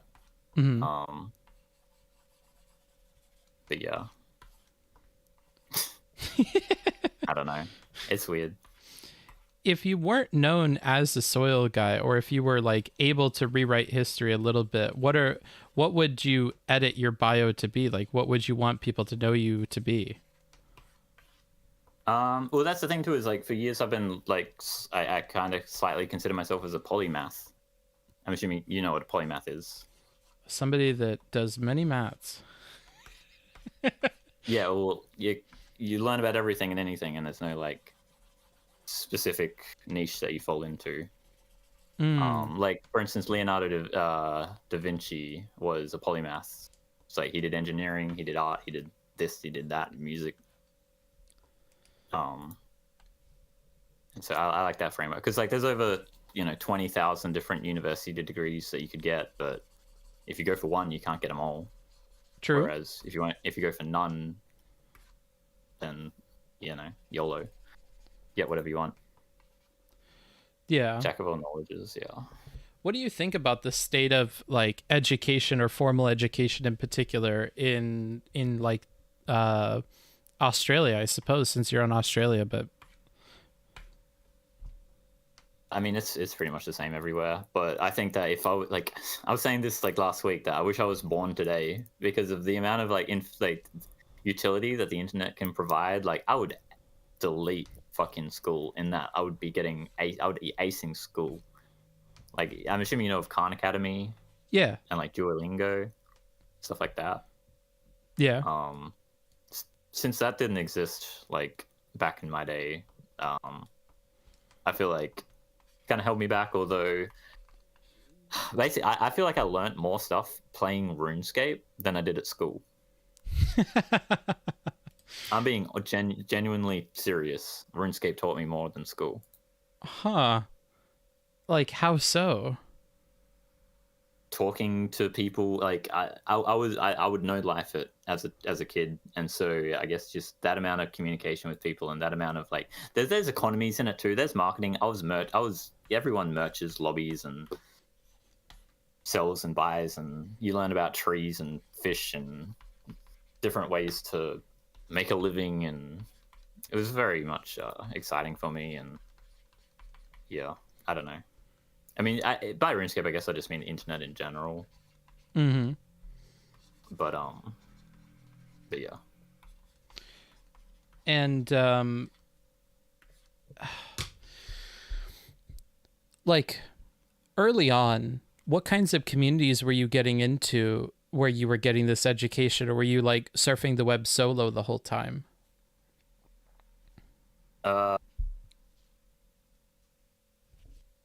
Wait, well, you mean when I'm like late teens, right? Not RuneScape era, clearly, right? Well, I mean, maybe across the history of your early internet use, like how did that change over time? Like, I assume you got into it like pretty young, right? Yeah, I was using computer at like age 2. We had like a MS-DOS computer where you'd type in a code and you'd get a game running, like Digger. I don't know if you know about Digger. It's made in like 1980s or whatever. But for the last, oh, you go. Oh, I was thinking of Dig Dug. I think Dig Dug, is it the? I think it's Digger. Dig Dug is a different thing. Oh, I'm okay. pretty sure. But for the last 10 years, like you probably have never talked to a more cannabis connoisseur than myself. Guaranteed. I will blow anyone's mind out of the water when it comes to like cannabis information.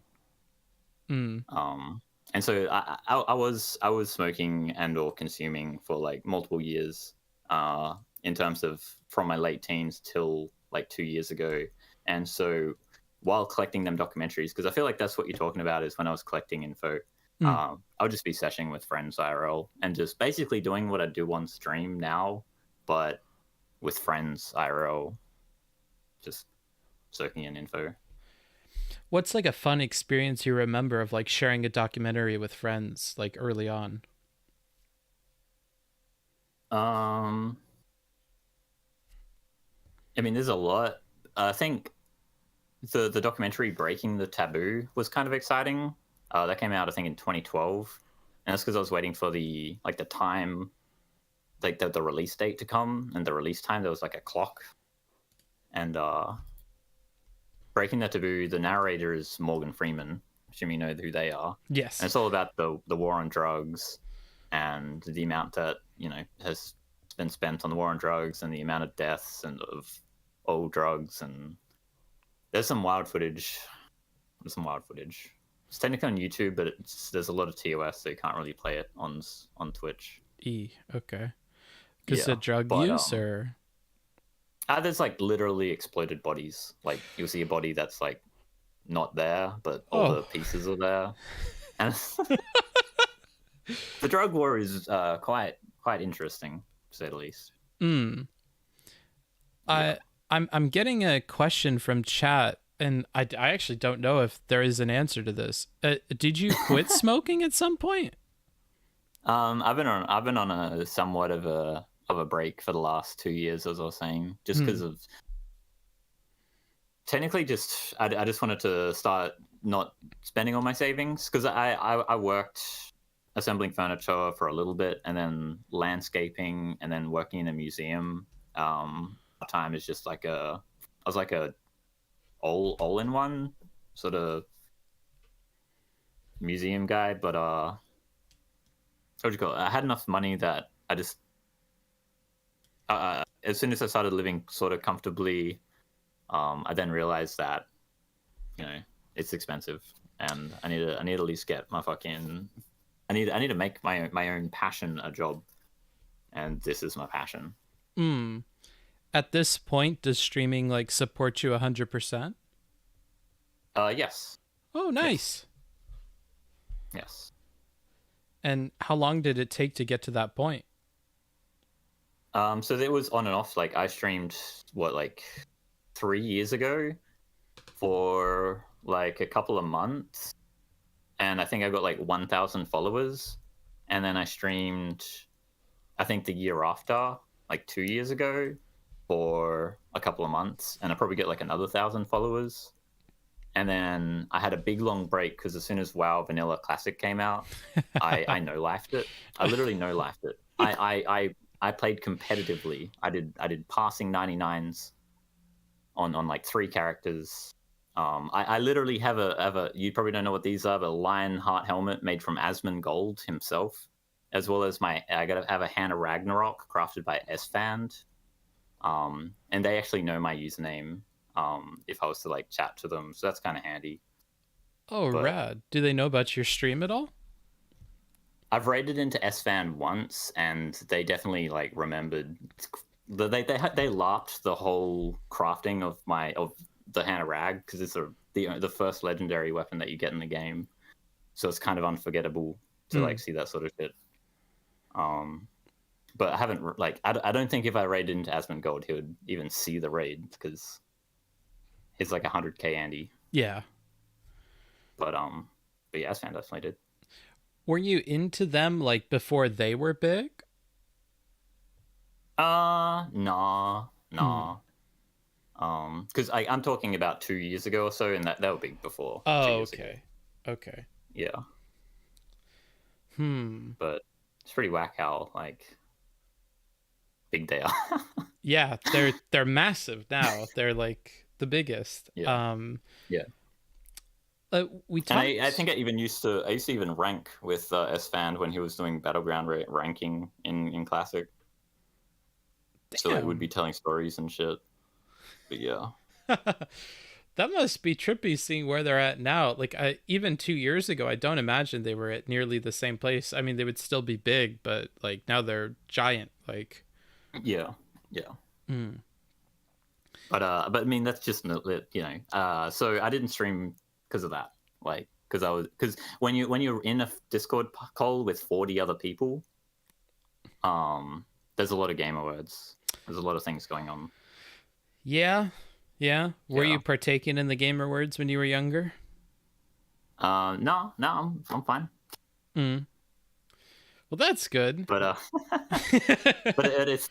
I really would have liked to have like streamed the whole experience. Like, but the thing is that like it's actually like a rigmarole. There's so many emotions that go through when you're getting to know. Like, it's technically over 40 people because people siphon in and out of your raid team, and then like guilds break up and reconnect, and then there's like two halves of two guilds have a merger because they're both half of each raid team is like just quit WoW, and so sometimes it gets really emotional sort of stuff going on, and so it was kind of handy not to stream that because like it's an experience. Like, you try and get 40 people to do anything on the internet, and it's like not going to happen unless there's like a lot of leadership and a lot of work and Yeah. everyone no laughing. But anyway, soil. Well, one thing I'm still interested in diving into, because I'm the communication guy and stuff. And one thing you had mentioned in our kind of talks before, you dropped this idea that you like correcting or using the correct word definitions. Like what are some examples of words where people are using them incorrectly that you've taken up this crusade against using the right definition for? Oh, that's usually when it comes to like, I mean, it could be anything really, but I do have a thing in my chat, and you'd see it in my Discord too, if because my Nightbot works in my Discord as well. The etymology. So if you do like !et and then a word, it'll bring up the etymology through an API. Oh. And basically, like with words like socialism, for instance, that's an easy one where people think that it's like a dictatorship sort of situation. When I would say that socialism is like interchangeable with humanitarianism, and that it's actually more egalitarian than like capitalism as a whole. Whereas most people would just be like, as I was saying, like socialism is authoritarian, like they're going to take our jobs. I don't even know. Yeah, Tan T just linked the link that the API pulls from. Ooh. And so if you look for like a word, it'll. Sorry, go on. And then it'll grab the etymology for you. Yeah. I also have APIs for my chat that bring up the Wikipedia, like the first article, like first 500 characters of Wiki, as well as Urban Dictionary. I have one for. But no, what have you? You watch my stream? Are you a VOD watcher? Are you one of the 500 bots that watch my VODs? Nope, I'm one of the bots shouting MAGA, and then you ban me. No, I was surprised earlier today when I hit follow for the first time, because you're live like all the time when I'm awake, and so you're often one of the recommended channels for me, and so you're in that left-hand side of the feed for me all the time that I just never hit the follow. But no, I put you on in the background and then like listen to you while I'm like typing out emails or doing work and stuff like that. So I've been doing that like ever since maybe like a few days before I reached out to you, and so I've been there for a few of the different videos that you were watching and stuff. Yeah. And again, I forgot what I asked before that, but yeah, I didn't have you pegged as the soil guy the whole time. Like maybe plants and stuff, or like ecology, but definitely not the dirt guy. I mean, we haven't talked about like mycelium and how that works, but we don't need to. And to clarify, like, because I think I learned this recently, mycelium is the webby, stringy bit of a mold or a fungus, and then the sporing part and the part you see on the outside actually isn't the mycelium, right? And the wait, and the what part? So like I got this from like Adam Ragusa, who recently talked about mold on bread, and Yeah. that outer part that you see is often the sporing body. Those are usually like a lot of spores. But if you were to like peel Yeah. apart the bread or look at the bread, the inside is where all of these little dangly lines of mycelium are, and they're almost like maybe like the roots of it if you were to compare it to plants, even though it's not. Is Yeah. that just about right? Yeah. It's the same structure, even like with the mushroom, for instance. Like the mushroom is the fruiting body of the mycelium. Mycelium penetrates through the ground, and like it has so much potential to. I mean, they get drugs from it, right? Penicillin and whatnot. But even just the mechanical pressure, like it breaks through rock. Like they pressurize into rock and crack it and pull out all the phosphorus and whatever the fuck they want to send to the plants. Like, and it's only one cell thick. Sheesh. Like, And although the whole one cell thing, I'm kind of puzzled on the one cell thing because I heard a video the other day where they said that an egg, like a chicken's egg, is also one cell. mm-hmm. Yeah, it's That can't be trippy. right? I guess it depends on how you define cell. I'm sure it's you being a man of definitions. It's probably some kind of definitional thing where like we would look at it and be like, that surely that's not all one cell. But what they mean is maybe like there is no separation between it or something, or I'm not I entirely have no sure. idea. But anyway, that was a derail. Well, Sort of. kind of on that topic, one thing I learned about in the last year that I thought was crazy is that I believe it's the placenta, the thing that wraps around the baby when it's in the womb, Yep. is like it's all it's its whole own organism. That it's not a part of the baby or the mom, and it has its own like genetic composition, and it's like a separate animal that the sole purpose is to like separate the mom and the baby and to grab resources from the mom. Yeah, there's something about that where there's a virus involved. Like either it's a literal virus or it's a part of a virus. Like there's some virology that comes into the evolution of placenta. Mm. And also that's a weird way. I mean, just talking about soil isn't the only thing because there's more fucking ocean than soil, right? And there's a weird balance of bacteria and viruses in the ocean, and if you have too much bacteria, you have large die-off. So actually, I'm pretty sure most of the ocean is like contaminated with viruses to keep the bacteria away from like killing fish and shit. Yeah. So I don't know. It's just something we don't really think about, that there's marine fungi and marine viruses. One thing that I often think about, and it may be like a kind of criticism that would apply to both like people who are maybe pro-environment or ecologists, as well as like the people that pollute or the people that take advantage of the environment through like fishing and stuff like that, is that nobody has like a clear, good picture of the way everything works together. And so everybody is taking the like shots in the dark at solutions to do things without knowing their full repercussions. Does that ever like stress you out at all, or is it something you think about?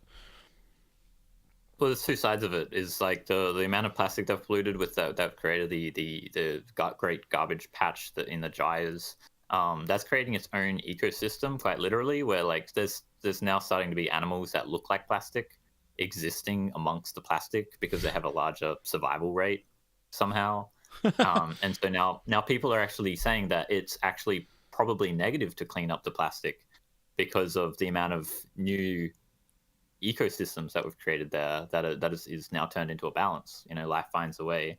How are we gonna figure that shit out? And then there's the other side, where I mean, with permaculture, you can whenever you hear the word drought, just think that you can actually make landscapes immune to drought.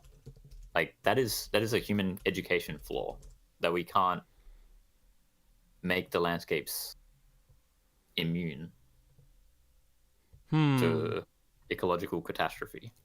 And why do you think that is? Like that we're not pursuing that more or doing that more? Funding, literally funding. Like there's small little projects in the Middle East, for instance, called the greening the Desert Project by Jeff Lawton, and so he goes there and teaches people basic permaculture practices. And before, it takes about 10 years to get a complete food forest off the ground. Like it takes 5 years to get the nitrogen plants there producing, and then you got to chop and drop that until you have enough nitrogen in the ground to create a forest of food. But it is doable. It's just the amount of funding and focus as well. If they spent as much focus on that as they did the military, you'd be laughing. Yeah, although that's another one where it's a complicated environment or ecosystem into itself, the game of politics and why we need the military and whatever. I've tried arguing with people about this, that I'm always dumped onto a lot more information about geopolitics that I didn't know about, and it seems like trying to change anything or trying to look at anything simplistically kind of leads us down this path of oh, okay, that's the way it is, well then well, with MMT you could afford it both. You could do both, because just change numbers in bank accounts and there you have it. Okay, would you consider yourself a fan of MMT? No. Oh, okay. That's the economic system that we have working right. Oh, alleged. Depends on what you mean by working, but that's what is being used right now. And I mean, I'd be more of a fan of it if they actually just started, printing. No, it's not printing money, but digitally creating artificial, doing the thing where you do permaculture. In places that are drought ridden. Because right now you see little movements in India that are doing the thing that they need to do, but without funding, and that's extremely significant. But I mean, it sucks that they didn't get anything to,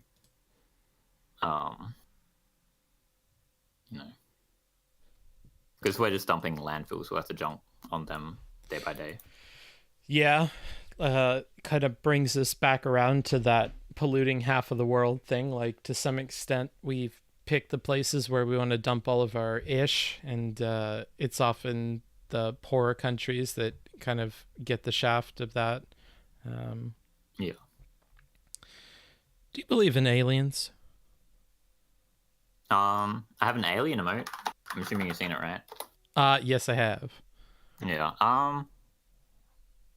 I'm all about, I mean, because legalizing all drugs means also psychedelics, right? And within psychedelics, I can't say or whatever. No one knows. I like to use the term ineffable. Mm-hmm. I would say that aliens are somewhat ineffable. Have to Google that. Too great or extreme to be expressed or described in words. Yeah. And if you go to the wiki page, it's a lot more elaborate, but it's just like an LSD trip or any trip. You can't describe. Or gourd. I would say that gourd is ineffable, and so I'm actually I would say that I'm atheist in that sense. Or I don't know. I don't want to lean into agnostic, but but I'm pretty godless. Do you think there's a good chance that there are aliens in the universe that we're occupying right now? So the statistics that I'm aware of is that there's more chance of booksmarts sitting butt naked next to Obama that is also butt naked in an Uber car driving to Paris than there is for there to be aliens within the foreseeable future. But I guess you're asking about, is there aliens in our universe?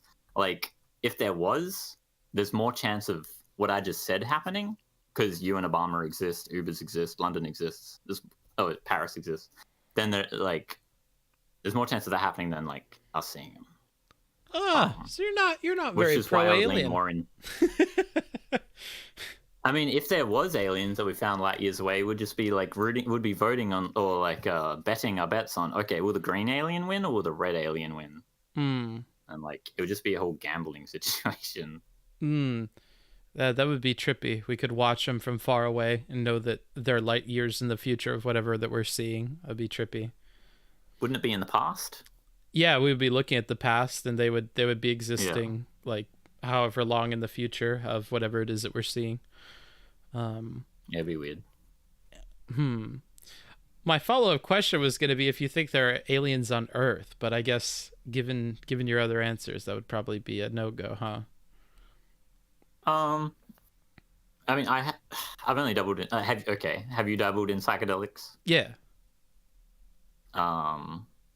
Like, I guess you don't want to say the specifics. LSD and mushrooms for sure. Okay, mushrooms. And you've done like heroic 5 gram stride sort of style, or just small? No, I've actually never had like a big trip off of mushrooms. I've eaten like quite a bit, but I've not done the where you get the powdered form and stuff. Which I hear Powdered form, okay. Yeah, like well, like I don't know what it's called because I'm not like a huge drug guy. It's like the psychoactive part of it or something. It's like ground up mushrooms that you get. I mean, psilocybin is the active ingredient, but I know of powders more so as to either salvia divinorum or dimethyltryptamine. But I mean, you could easily, like, people do sell capsules of mushrooms, I'm sure, around your parts. Anyway, with the I guess the thing I'm trying to say is that, like, are aliens within us, or because our brain is just, you know, triggered for sensations, and if we create them sensations where there is like other voices or whatever, we will never really know, because there's no fucking money to be fucking it's not even legal, let alone the fucking money to be researched. Yeah. Sent to research it. Like, it's hilarious. Like, if there was aliens, thankfully capitalism has prevented us from finding it. Thankfully, huh? No, I don't mean it like that. I'm being sarcastic, clearly. Yeah, because I would be super pro finding aliens. That would be pretty poggers. Okay, but if it was aliens or capitalism, then what would you pick? Oh no. Well, I guess it would depend on what replaces capitalism, so I'll take the gamble and say aliens. True. Yeah, I'm not married to the idea of capitalism. I know a lot of people on the platform are. It's almost like a religion with some people. Like, it's like their personality that they got to be pro-capitalism on everything. And it's like, if anything, it's like a little bit boring. Like, it seems unimaginative to me. I don't know. I mean, I get all the leftists, so it's like quite the opposite. But I'm sure that it sways in the other way as well. Like, definitely. Yeah. Because yeah. I find that like ANCAPs or anarchists kind of get in a similar way. Well, ANCAPs are totally different than anarchists. Let's just get that out of the way. Yeah, of course. Yeah, the ANCAPs are like crazy capitalists, and then anarchists kind of. I think they're not creative in a. I don't know if it's a worse way, because at least with the capitalists, they're pointing to stuff that's like happening right now and whatever. But to me, it seems like the anarchists sometimes come up with stuff that they're not really thinking it through all the way with like what the ramifications would be or how it would actually play out. What if I told you that anarchy has more theory than any other leftist theory? I would feel indifferent to the like. Would you say that? Would you agree that anarchy has more like theory books and such than like communism and revisionist Marxist theories? And from what I understand, it has more like to read. Like, if you were to study on it, and so but then it fractionates anarchists to do nothing when their entire sort of situation is to praxis, like put theory into action. Now, how can they do that when there's so much theory? And so it's sort of a weight to like there's a situation too where the CIA said this thing where basically they don't care about like leftists in general that are trying to study theory, because there's so much that the common Bob and Joe are never gonna get far enough into the theory to actually like do the praxis. So that's why like there's streamers on Twitch that aren't getting like assassinated or whatever. Because it's just too much work. Thanks to philosophy and shit. Yeah. Because there's a lot of philosophies that cross over when it comes to leftism, I feel. I'm not sure if you see it. Like the crossover between leftists? Like, do you know of the YouTuber Plastic Pills? Yeah. Yeah. And have you seen much of their content? That I have not. True. Um, but yeah, they go into it pretty well in regards to how it kind of crosses over to how like Hegel goes into Marx, and like the dialectics kind of go into here and there and everywhere, and into other theorists, and everyone wants to contradict it, and it's weird. Do you view that, like engaging in all that theory and stuff, to be a similar distraction to the other things that we've talked about in this conversation? It's a piece of, like, as I was saying, like the polymath situation where I was already diving. Like, I could, would you say that learning about the war on drugs is a distraction? So, if I give this take a bit 'Cause unformulated, I'd need to learn about the war on drugs before I would go up against it. yes, but I think it's a distraction if you don't take the next step to go against it. I don't see it as any different from like watching sports or something like that if you do nothing with it. Yeah, and so I mean, anarchists would say that they're like flame holders or torch holders, where they like give the torch onto the next, like a real relay race, and so they can do what they can, share what they can. They're not expecting anarchy to happen within their lifetime. And same said with a lot of like socialists too. They assume that it's not going to happen within a lifetime, but as long as you're informed, like well-informed citizens is what everybody kind of, I mean, laughs that they want, but as to how they do it or if they will do it, another story. Yeah, that to me seems like more of a LARP and a resignation that like, oh, I'm learning about this thing and I'll just give it to the next person and maybe them or the generation 10 generations down the line from now will figure it out. To me, that feels like a sad thing that's not super productive. Usually there's a multiplier effect though, where like one person reads a book and then he tells 10 people about the stuff within that book, and then maybe it'll do like trickle over. But I mean, yeah, we have so much time in relation to like our life, even though it is short, but it's still, we have a lot. Yeah. Yeah. But I guess because I look at all this theory stuff and I can't help but compare it to like pragmatics or like actually doing something practically speaking. I would say Would you say that co-ops are a good idea? Are you for co-ops?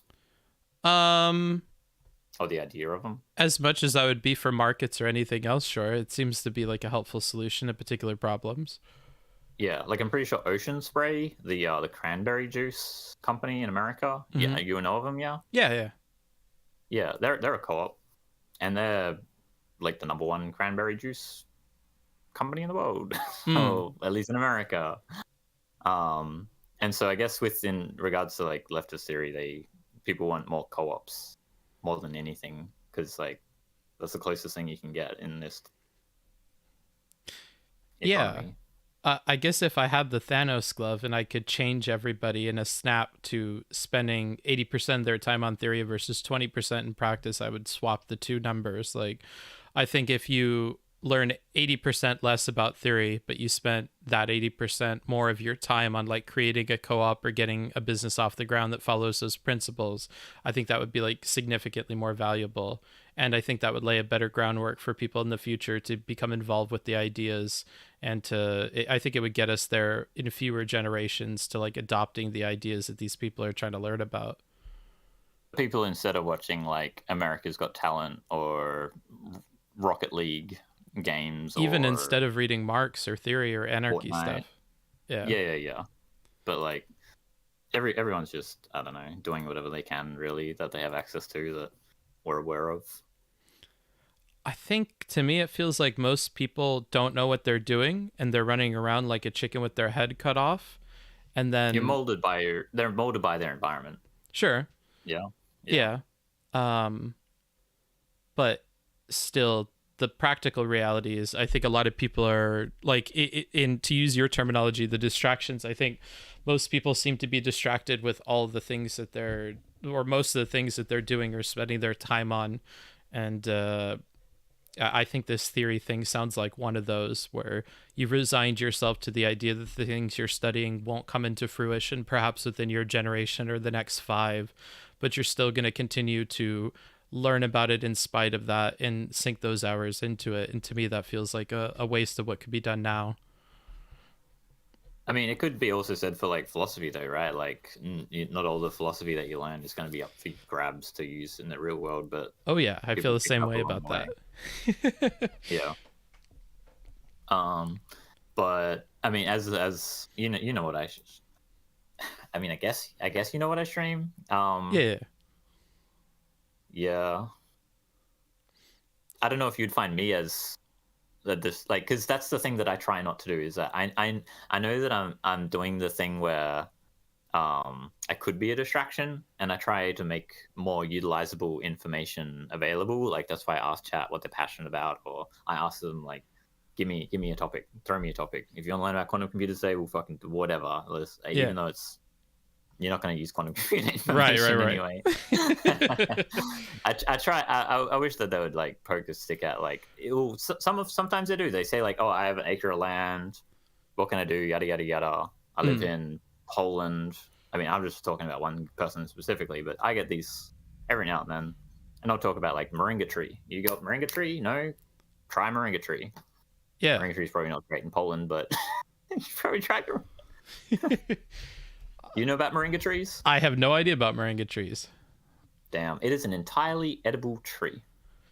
All of it? All of it. Wow. Yep. It's extremely utilizable. What kinds of climates does it grow in? It's native to Southeast Asia and India, but you can technically... That's another thing when we're talking about water retention that I didn't mention is microclimates. So you can microclimate anywhere to grow anything, anytime. As long as you have the know-how, like even in Antarctica or the moon, or, I mean, if you put up a wall, you have a microclimate. Like, wind will only come from 3 other directions. If you put up 2 walls, 3 walls, maybe 2 walls and a roof, or 3 walls and a roof, or you can create so many different, or make the walls out of glass or straw, or and so in that regard, you can actually like create a habitat where you can grow anything, anywhere. And so I'm interested in telling people that too. Yeah, and to circle back to that about these. Rhino's a chatter in my chat, and I see him in yours, and they're going to grow katuk, and that's apparently a leafy green vegetable that tastes like peanuts. That sounds yummy. Yeah. I keep saying that I haven't tried it, but they're gonna try it before me, maybe. But you go, sorry. With streaming, because I think about this practicality thing, and like you said, serving is the distraction for a lot of people quite a bit. What I spend most of my time off stream doing is in organizing and communicating with the people who have me on their second monitor or that are in the Discord or whatever, to put them to some effective use. Because I think most people are this chicken with their head cut off, and none of us are like particularly smarter or better adapted to doing something or picking a direction to go than anyone else. But people have to be willing to take up that role and be the leader and direct these masses of people to do one thing or the other. So a lot of my focus is going back to, like, because I used to do essays for people, like helping graduate students with their papers and their research and stuff. And I worked with a lot of people that are in business management, and taking a lot of the stuff that I learned there and putting it into practice, and like figuring out, okay, how can I get people who have no background in research to do adequate research, or to think more complexly about things, or be willing to take the things that they know about in their environment that other people don't know about and put it in front of other folks. Like, that's the focus right now.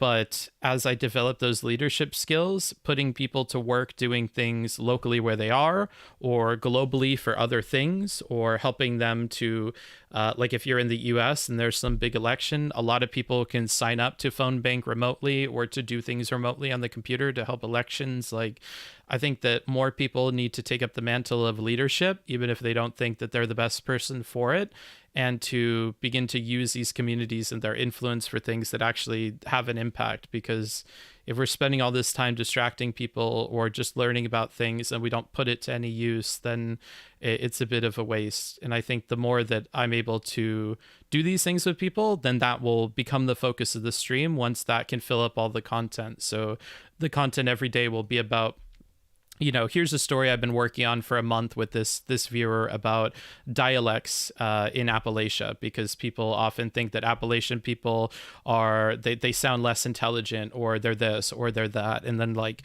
handling prejudice in that way. And then that ripples out to these other communities where if you hear somebody doing like a Southern accent or making fun of it or something like that, then you're equipped with the knowledge, the information, and maybe the talking points to kind of go against that a little bit, and then have those ripples go out.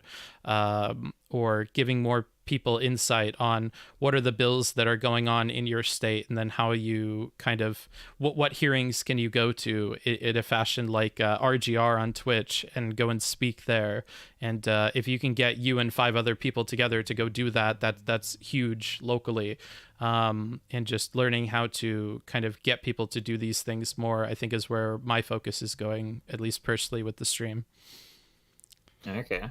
I mean, I was trying to. I mean, I was thinking to say at the beginning of your speech, I was going to be like, when I first started streaming and using Twitch, I was sort of doing the opposite, in that I was collecting, I was following streamers that were doing stuff themselves. Like there would be, like a paleontologists and science communicators and people that were doing like plankton research, and I was Diatoms is with his electron microscope, and like different I'm scrolling through my followers right now, but I was getting a whole class of people of that were doing like philosophy professors and sociology professors, all these sorts of realms of Twitch, of I guess you know what I'm trying to say. Like, Yeah.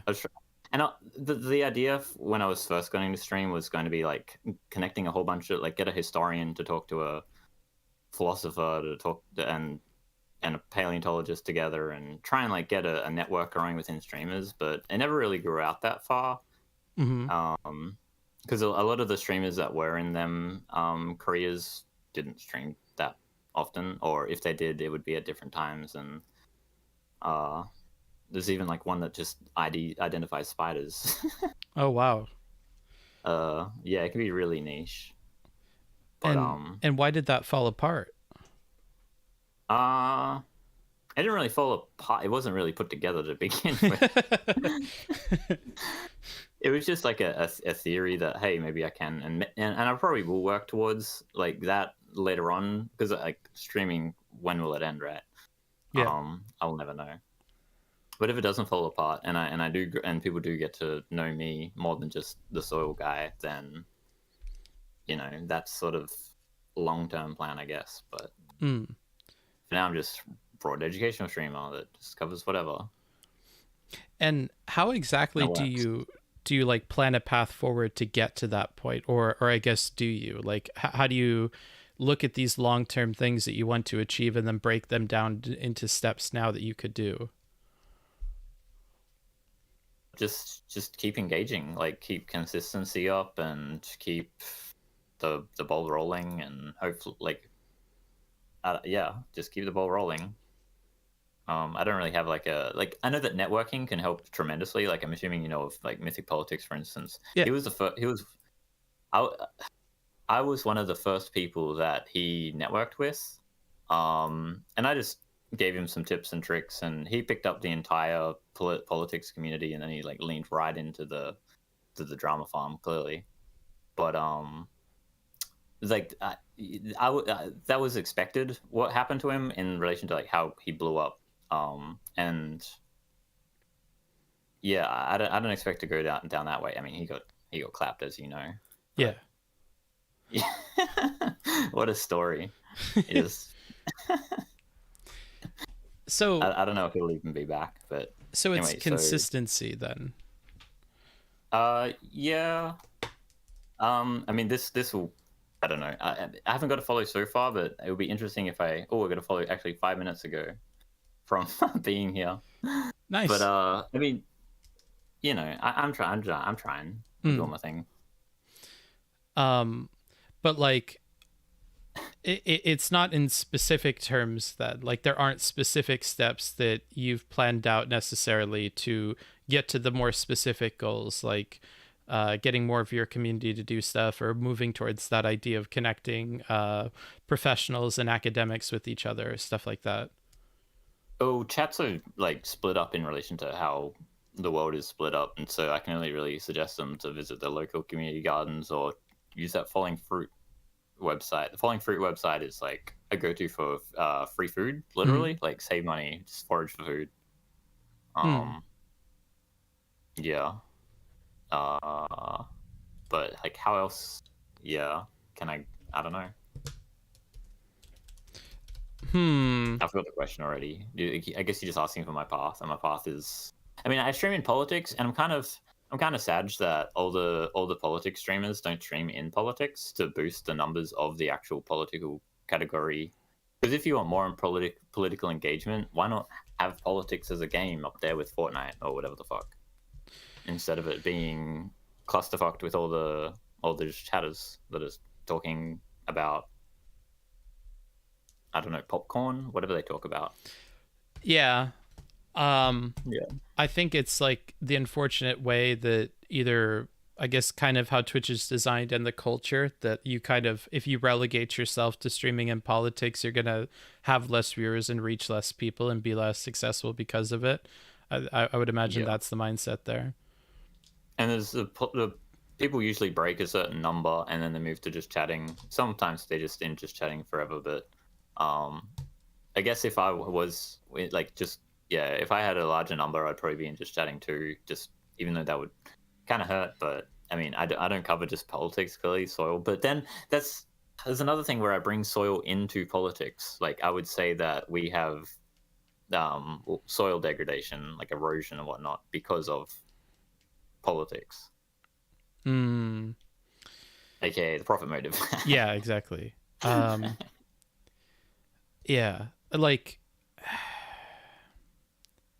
because it would seem to me then that, and correct me if I'm wrong, there aren't a lot of like specific steps in the now that you're taking to those larger ideas about what to do with the platform and stuff. Like, at what point do you consider those, or is there like a shifting of gears that happens at a particular number where you start more seriously considering working towards those larger goals?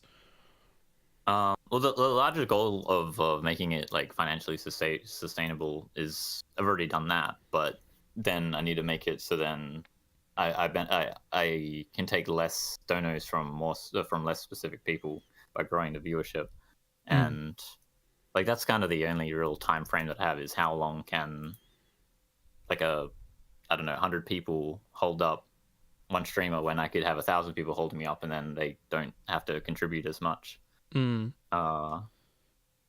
But yeah, I don't know. I'm what was the question? I've kind of forgotten the question to some degree. Yeah, like we talked about some bigger goals that you had with your content or a streamer with your influence, like connecting these professors and academics together or moving people to do more things in real life. And I guess my question, because I don't find that most people have answers to it, is like, how have you looked at those long-term goals and then turned them into like short-term things that you're achieving? Like, how have you laid out that path, if at all? I mean, people can post pictures of their garden in the Discord if they have a garden. I mean, do you have a garden? I do not have a house, so I do not have a garden now. Okay. Yeah. To be limited to like sprouting, if anything, really. Yeah, or I think it's called like renegade gardening or something like that, where you get seeds that are local to wherever you are and then you throw them around. Oh yeah, guerrilla gardening or just sowing seeds. there's many ways you can do that. Even seed bombs, where you get lumps of clay and you mash the seeds into the clay and then you throw them clay balls around. Yeah. Yeah. I mean, yeah, but that's not down your alley, of course, I'd assume. Yeah, although I mean, it technically could be technically.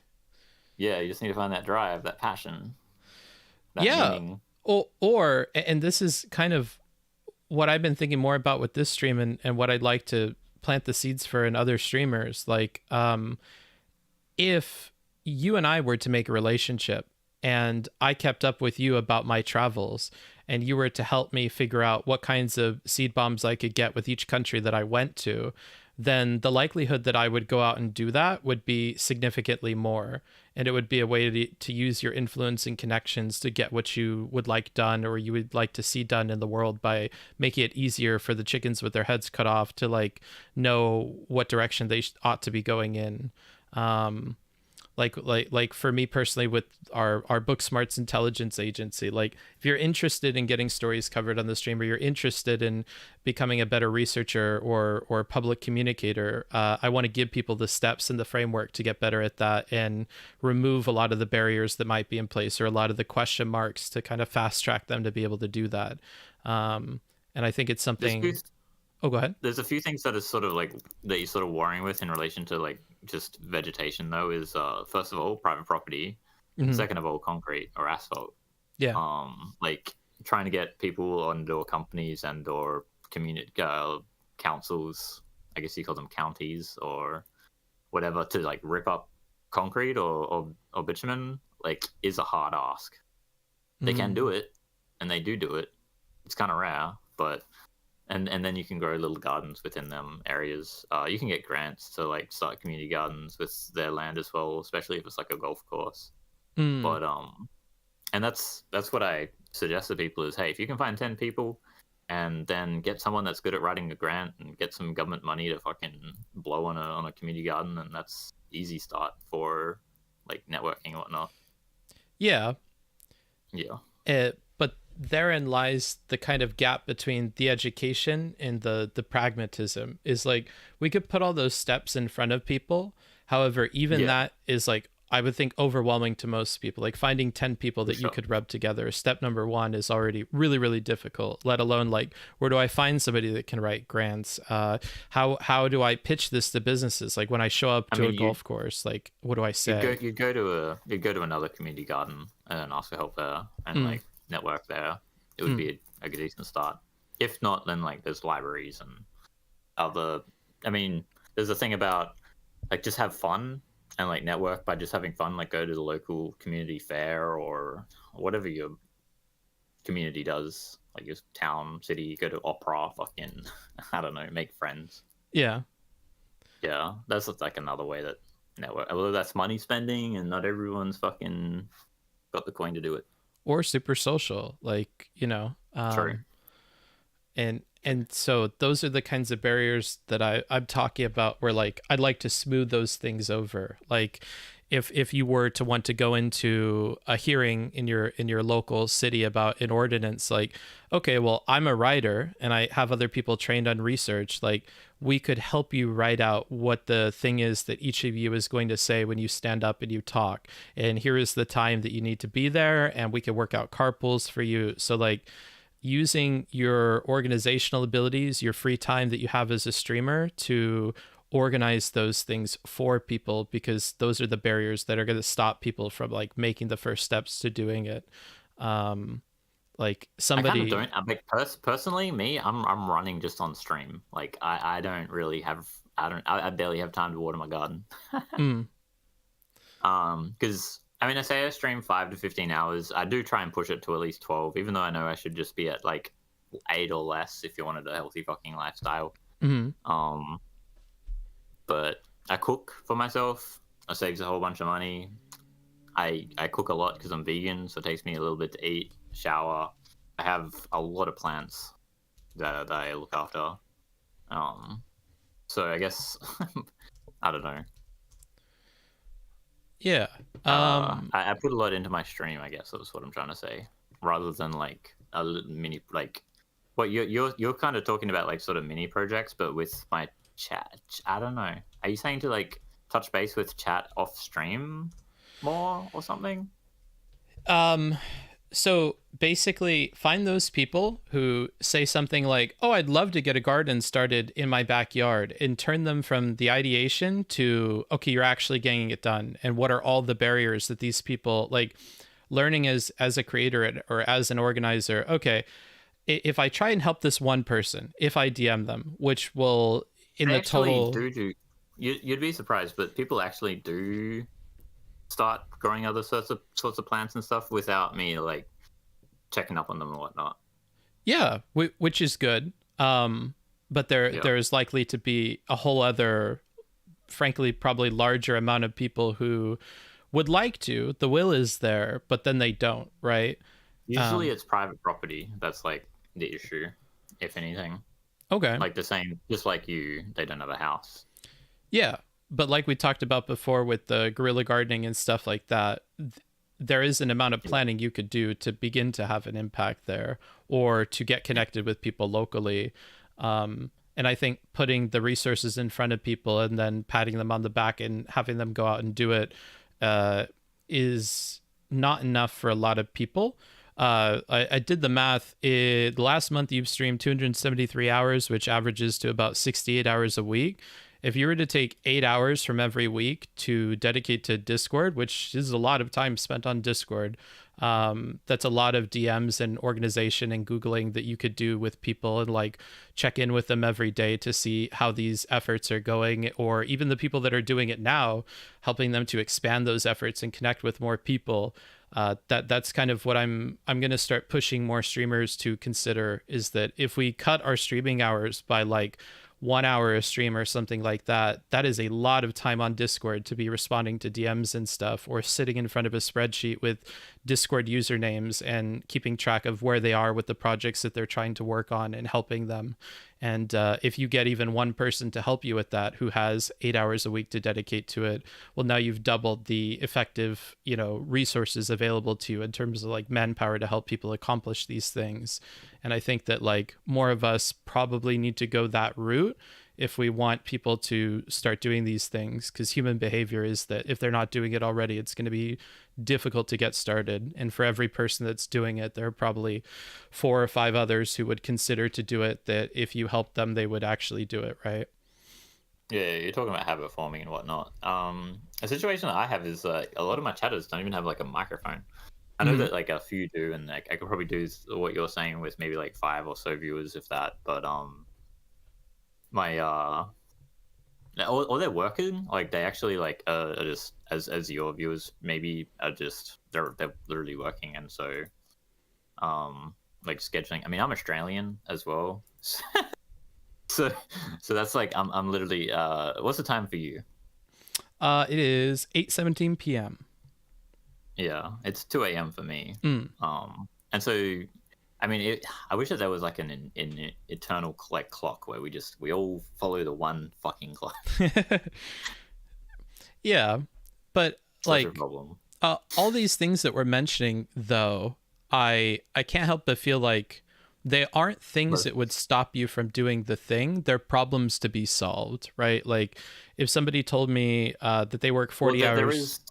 There is also a lot of like if I was to get like 20 people just doing what you're saying, which is kind of what I'm saying. It's I can see a lot of people that are looking in being like, why the laugh? Because like the amount of significant change that needs to be done is like compared to that is minuscule. Like legalization of hemp would be like the number one priority if you would actually try and change the world or whatever. But there's a lot of other things that you like. I'm animal like I talk about veganism too, I guess, because animal agriculture is extremely devastating in on the ecosystems, and we need to cut down on that. But I don't know. I'm like, do you talk about animal agriculture? Not at all. No. Not at all. It's a very hot topic. A lot. Like it's actually kind of whack that like. Back in the day, when I had like 10 to 20 viewers and I was to bring up veganism, it would drop to 5, like nearly instantly. And it was Yeah. consistently, like, no matter what, if it was just every second day or whatever. But nowadays, I can be sitting at 30, 40, 50, and I bring it up and no one leaves. Mm. So I really like that I've gained that. I don't know. I've numbed my chat. Yeah. I don't know. Yeah. And then the But, next step would be like to take those people that are listening that are extra people and be like, hey, you ever want to go vegan? DM me in the Discord and we'll get you on a program to help you with that. What are the kinds of meals that you like? Here are really I good guess substitutes. I have so many Nightbot commands. I don't know if you've gone through them before. There's a lot. There's a lot. Yeah. Wait, so you have? The command list, just- right? Yeah, if you go ! Command. Mm-hmm. Yeah, there's a lot. Yeah. And so basically what I'm saying is I share a lot of resources. Like if people want to learn about veganism, just !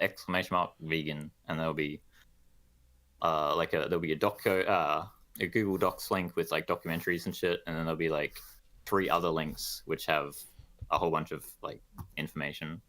Yeah. I guess the wall I keep hitting is that like I do think there's a significant difference between giving people the resources and holding their hand, walking them through making the change. Because I think that's where like every minute, every hour spent actually helping people make the change is going to result in more change being made than spending time on putting resources in front of people.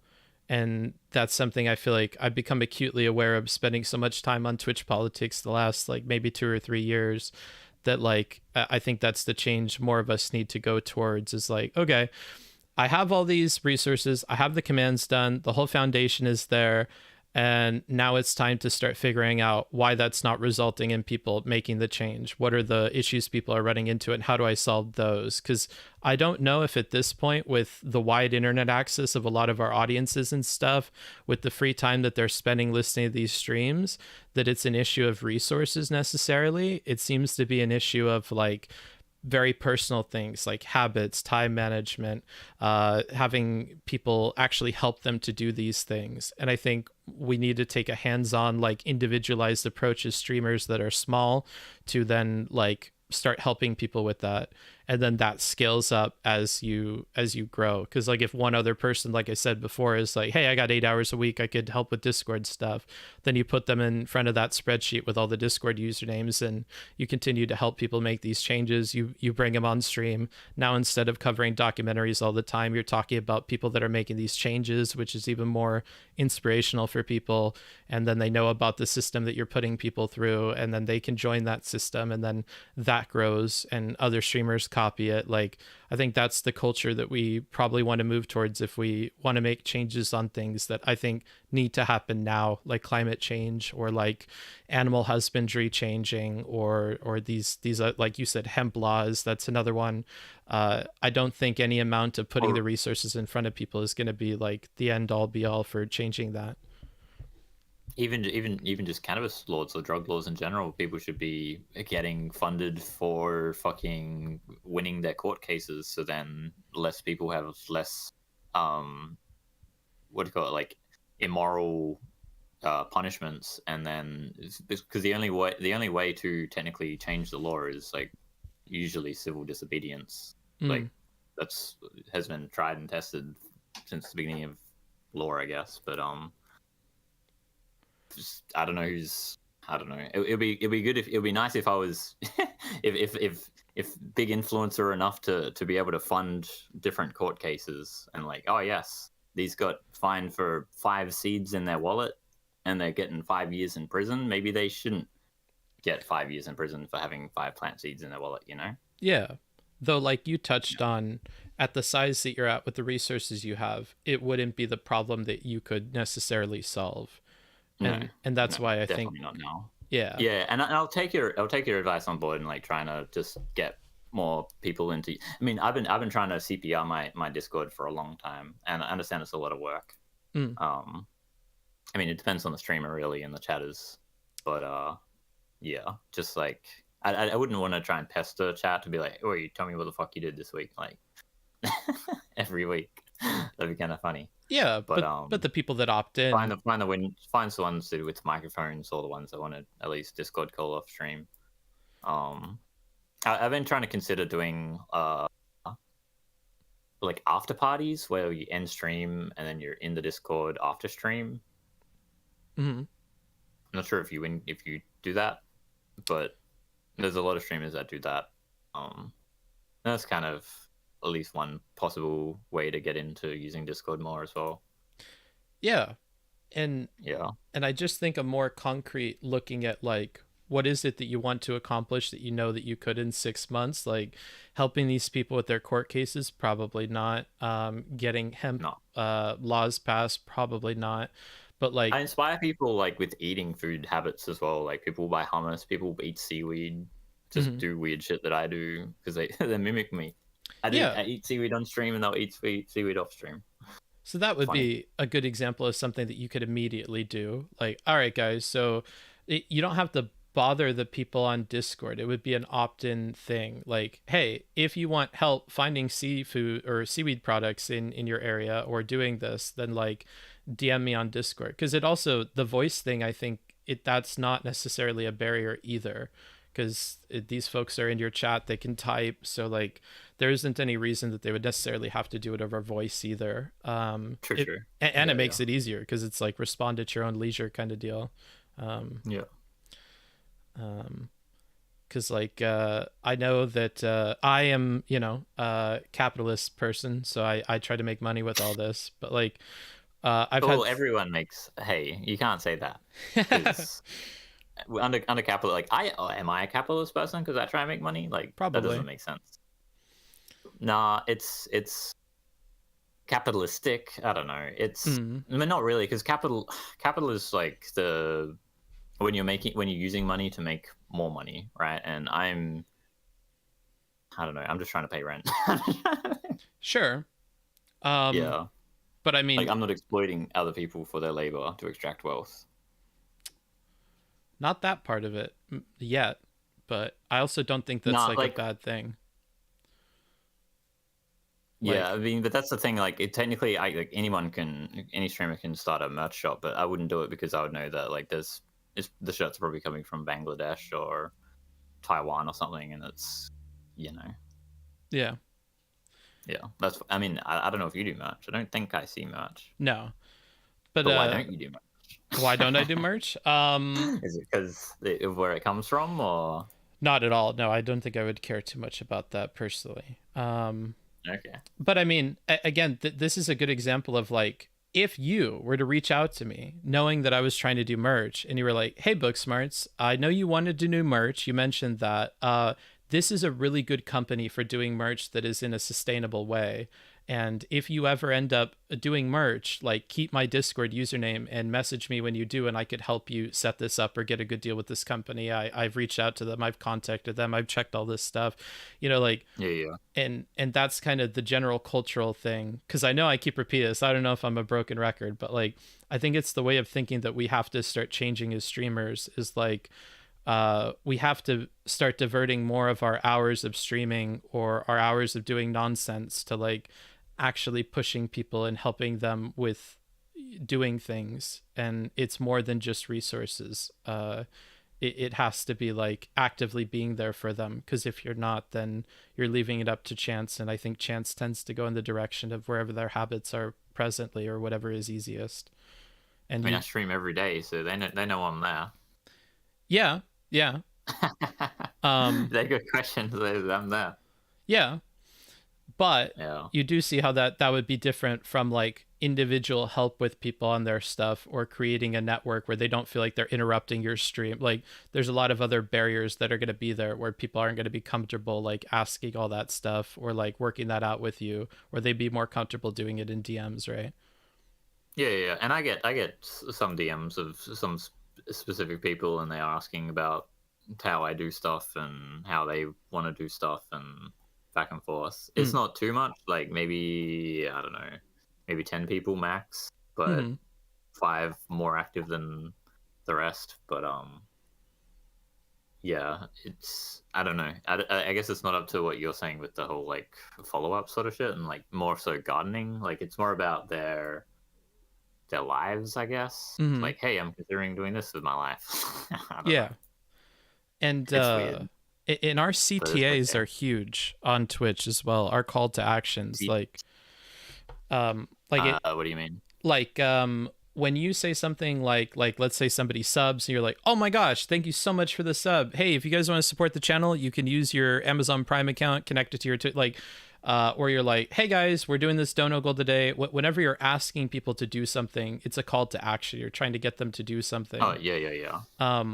If you were to divert calls to action to these Discord things in specific, and you make it out to be a formal thing that is happening that other people are doing, that's like, that can be super effective. Like, I've personally seen that happen a lot. Steven has seen that work for him.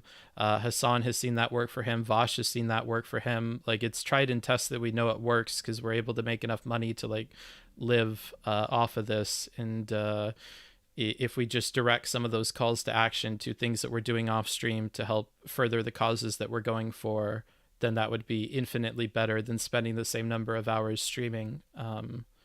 Yeah. Yeah. And it's main. I mean, I don't know why, but I think chat has. We all have a lot of time. Like, I have a lot of time. Chat has a lot of time. Like, I don't know. Yeah. We just need someone to like direct it, like, which is why I go back to that leadership thing. It seems like the major gap that we have is a gap in like leaders, isn't a gap of organizers. The main leadership skills I have is 40 man raids in vanilla class. Yeah. Wow. Yeah. But that's like, I don't know. But you grow them leadership. and you learn stuff as you do it. Like, you start to learn, if I come off this way, then people tend to dip out of these Discord things, or this seems to be a problem everybody runs into. It can be interpersonal conflict as well. Like, some chatters might not like other chatters if they were to start using Discord, maybe. I don't know. But I couldn't even imagine. In World of Warcraft, I can imagine people doing that sort of drama where it's like, oh, my chatters are up against each other. But I'm sure it happens in Twitch Discords as well. Yeah, probably. Yeah. And then you would discover those problems as you worked on it too, and then you would handle them as they go. But that driving force to like do this and to see the change and having some like, I guess you know I'm a modless stream, right? I did not. Why? Yeah, I got over 3K followers, 0 months. Is there a reason for that? Just comfort, I guess. I'm comfortable. I know that if I was to put more pressure on myself by doing more things where maybe there could be like conflict in Discord DMs, like, I don't know, like, I wouldn't want to hire someone. Yeah. So yeah, no. I guess mods is. Oh, you're writing something down? Am I in trouble? No, just thoughts for my own stuff. Oh, okay. But yeah, I don't know. I could admit if you were raid into me, let's say it was like, or if any streamer that was like, I mean, you told me you get a pixel raid, but yeah, they're usually chill. But if I was to get like a consistent 300 viewers in my chat or whatever, and the chat was flying, I do have some chatters that I would assign mod to for that specific event, if that makes sense. Yeah. There's some people that like I know more than others, I guess, but I can just mod for myself. Like, I read all the chats, and I'm tech savvy. I'm using computers since 2 years old. Like, I can figure it out. Jesus. You're old school. Yeah. But yeah, I don't know. I guess I'll leave that as the final message before I bounce for today. I think thinking more about what goals are accomplishable in 1 to 6 months, and then what are the steps to do that, and what can you use uniquely as a streamer to accomplish it with call to actions and organization, and if there are any pitfalls, then asking people to help, because if there's one thing that I've learned on this website, like you said, it's that people have time, and more than that, people have a willingness to help. They have a willingness to like get behind a cause that their streamer is advocating for, and you might be surprised at like how many man hours are available to you, and they don't have to be paid. It doesn't have to be like a capitalistic endeavor. You're able to overcome people having jobs or not having private property or any of these other things. They're just problems to be solved, and based on your stream schedule, it seems like you definitely have the time that you could probably dedicate to making those things happen and then sharing it with people and making that a part of your thing if you ever wanted to. Yeah. And I mean, I would try and get you, like, if I dare you to look at falling fruit in your local area and see if there's local fruit that you can pick. Maybe there's a lemon or a apple tree that you can maybe go find on that map, and you'd be like, the fuck? Yeah. Yeah. Let me see. Actually, I could just look right now real quick. Because it doesn't have everywhere, because not everyone knows about it, but yeah, there is absolutely nothing near me, unfortunately. I think the closest thing is in Oslo. okay. Um, Well, now, if you wanted to put if you want to do some praxis, you could find a lemon tree or an apple tree or a fucking mulberry bush or whatever near you, and then that's leaning over the side of a fence, you know, and then plug it in there. Yeah. And then people can access food freely. Yeah. But yeah, that's what I like to get people into as well. That's sick. I mean, if you organize with people who have a commute or a walk that they do or whatever, and you got a bunch of people and kept up with them doing it and shared them and what they posted and stuff, then I think that could definitely be like an easy thing to work on immediately with the Discord idea, probably. Yep. But yeah, it was a good chat for sure. Yeah, it was fun talking to you. Talking to you. Yeah. I will talk to you later. Again. Yeah. Catch up. See you, Zach. Bye.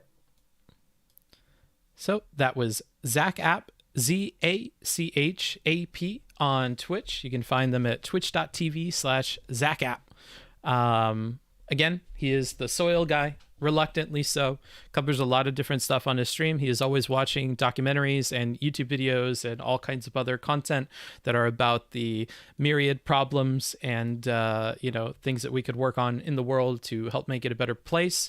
So if that sounds interesting to you, if you need more resources to learn about those things, or you just have some time you want to kill and you want to, learn more about the world around you, Zach is a wonderful resource for those things. If you're interested in anything that we talked about, whether that's falling fruit, guerrilla gardening, which is where you basically go out and you plant local native plants all over the place, all over where you are, in places where there are not plants or where they could grow, anything from there all the way to soil composition, you could reach out to Zachap.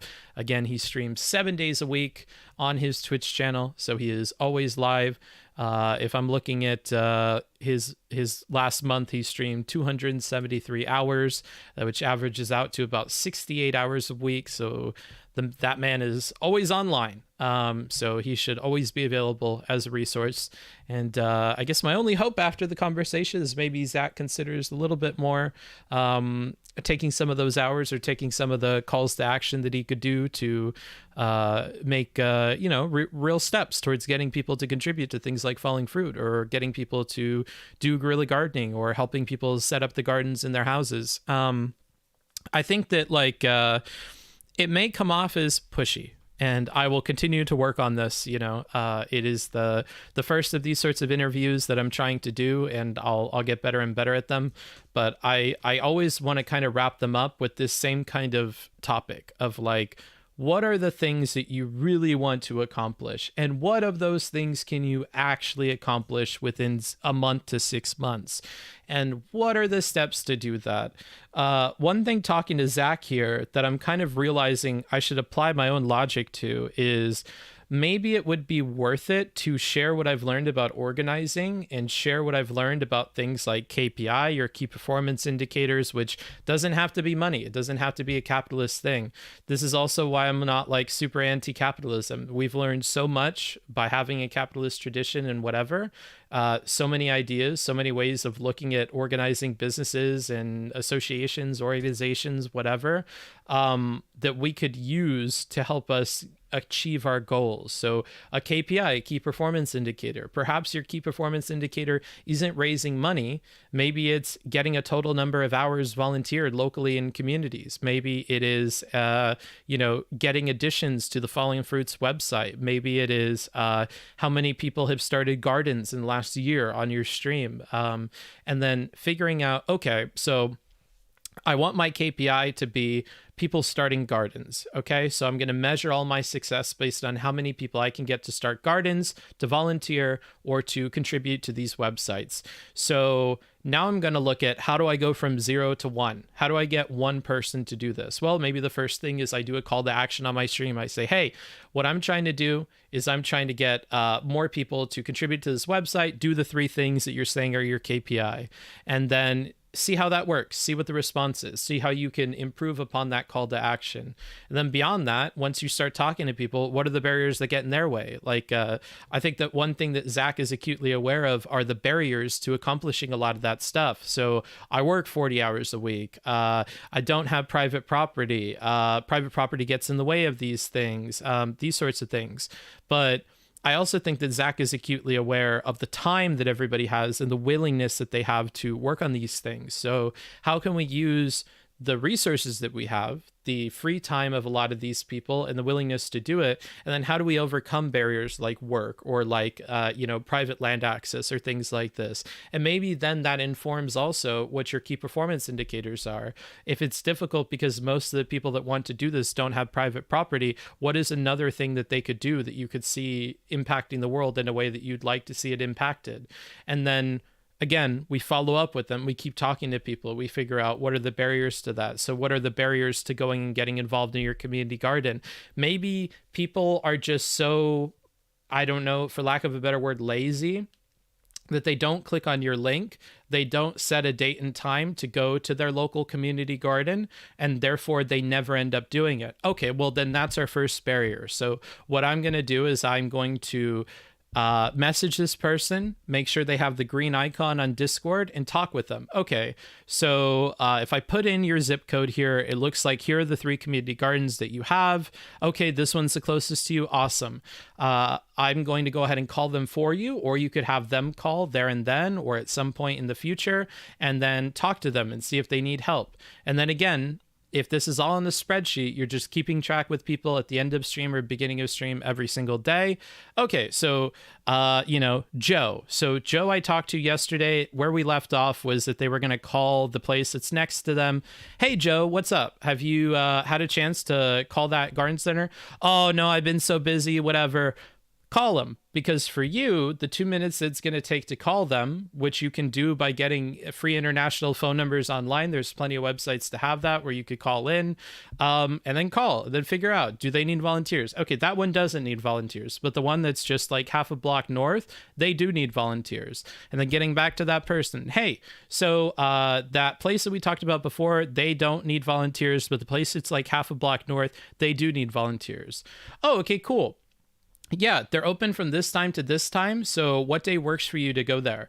Oh, on Tuesday, I'm free. I get off work early and I should be able to. Oh, awesome. And then again, we can start to add layers onto this. Do you want to set timers or add a field in your spreadsheet that'll be yellow to let you know that, hey, today's the day that they're supposed to go do that. Let me follow up with them. Hey, did you have a chance to go to the community garden? Oh, yeah, I did, actually. They were really, really cool. Okay, that's sick. How many days a week do you plan on? Yeah, right? And we just keep going with it, right? And we build those habits in people. We kind of work with people. Like, one thing we learned from that one interaction is that maybe taking the initiative to call these places for the person can be overcoming a barrier that most people would put up in front of themselves. Again, whether you want to call it laziness or whatever, maybe they're not going to call. So you call for them and you find the place near them that does do that thing.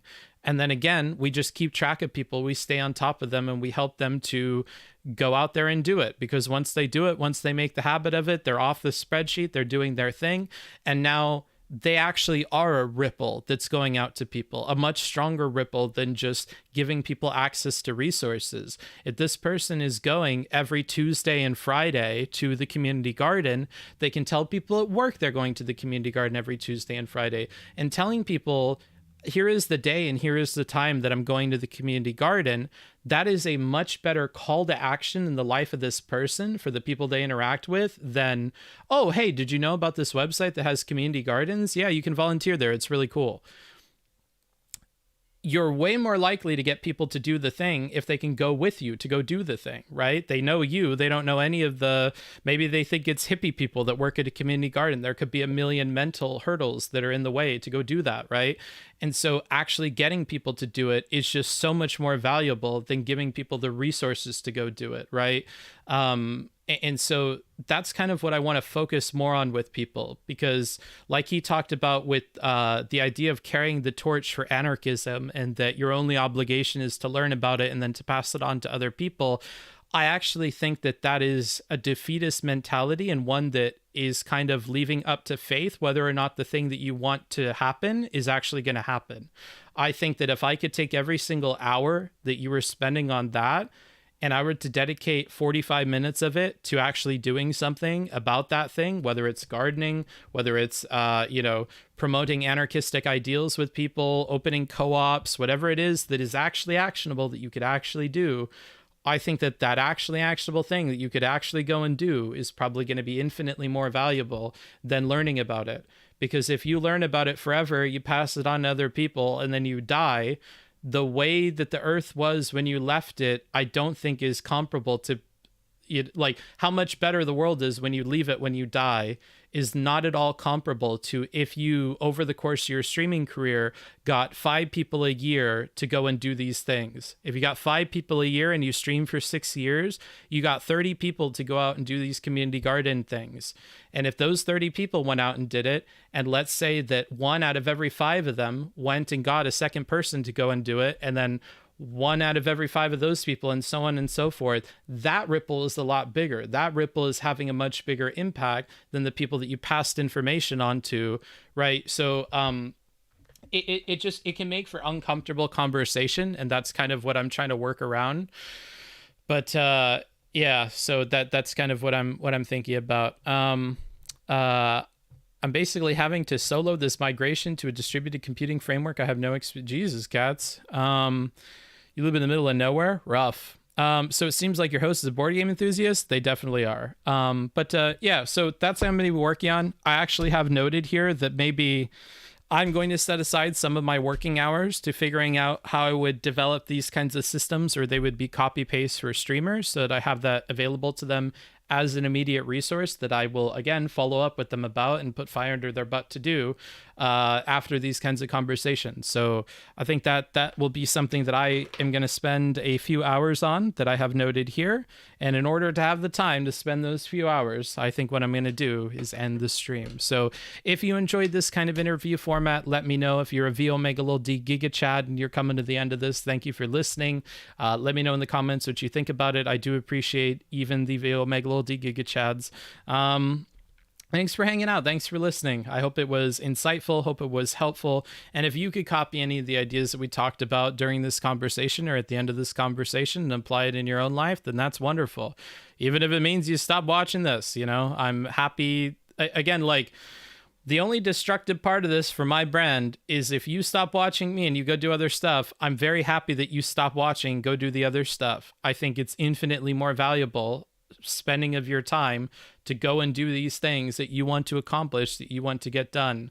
And if that means you stop watching me, if that means you stop donating to me, if that means you stop subbing with Twitch Prime, it is what it is, bruh, because I care about that more than I care about this. And I think we're growing at a rate where, you know, if donos keep up and stuff, then I could probably take the hit. You know what I mean? And for every one person that leaves and does that, maybe 3 more are attracted to the approach. And then if I can turn every one of those 3 people into doing stuff and they leave, I think that is a replacement rate that I'm comfortable with. So, or watch while doing. True. Listen to me while you're at the community garden. Listen to Zachap while you're at the community garden. You know, it's, you know, we can have both. Good stream. Thanks for coming on, Zachap. Yes, thank you to Zachap. It's been a pleasure always. A lot to think about. I'm happy that that was the result of the chat for you, Edgelord. Yeah, but Juicy Butt, you can go to the youtube.com, look up Booksmarts, go to the VOD, check it out. You got a whole VOD. Don't worry about it. You may have missed the live chat experience, but now you can watch me in 2x comfortably and not have to worry about it. And then at the end, you can leave a comment. Let me know what you thought about it. You know, all is well, friend. You have a whole VOD.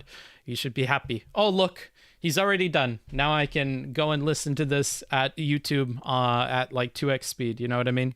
So, anywho, without further ado, I'll go ahead and let you guys go. Thanks for hanging out. Thanks for watching me draw. And I will talk to you all later. See ya. Woo.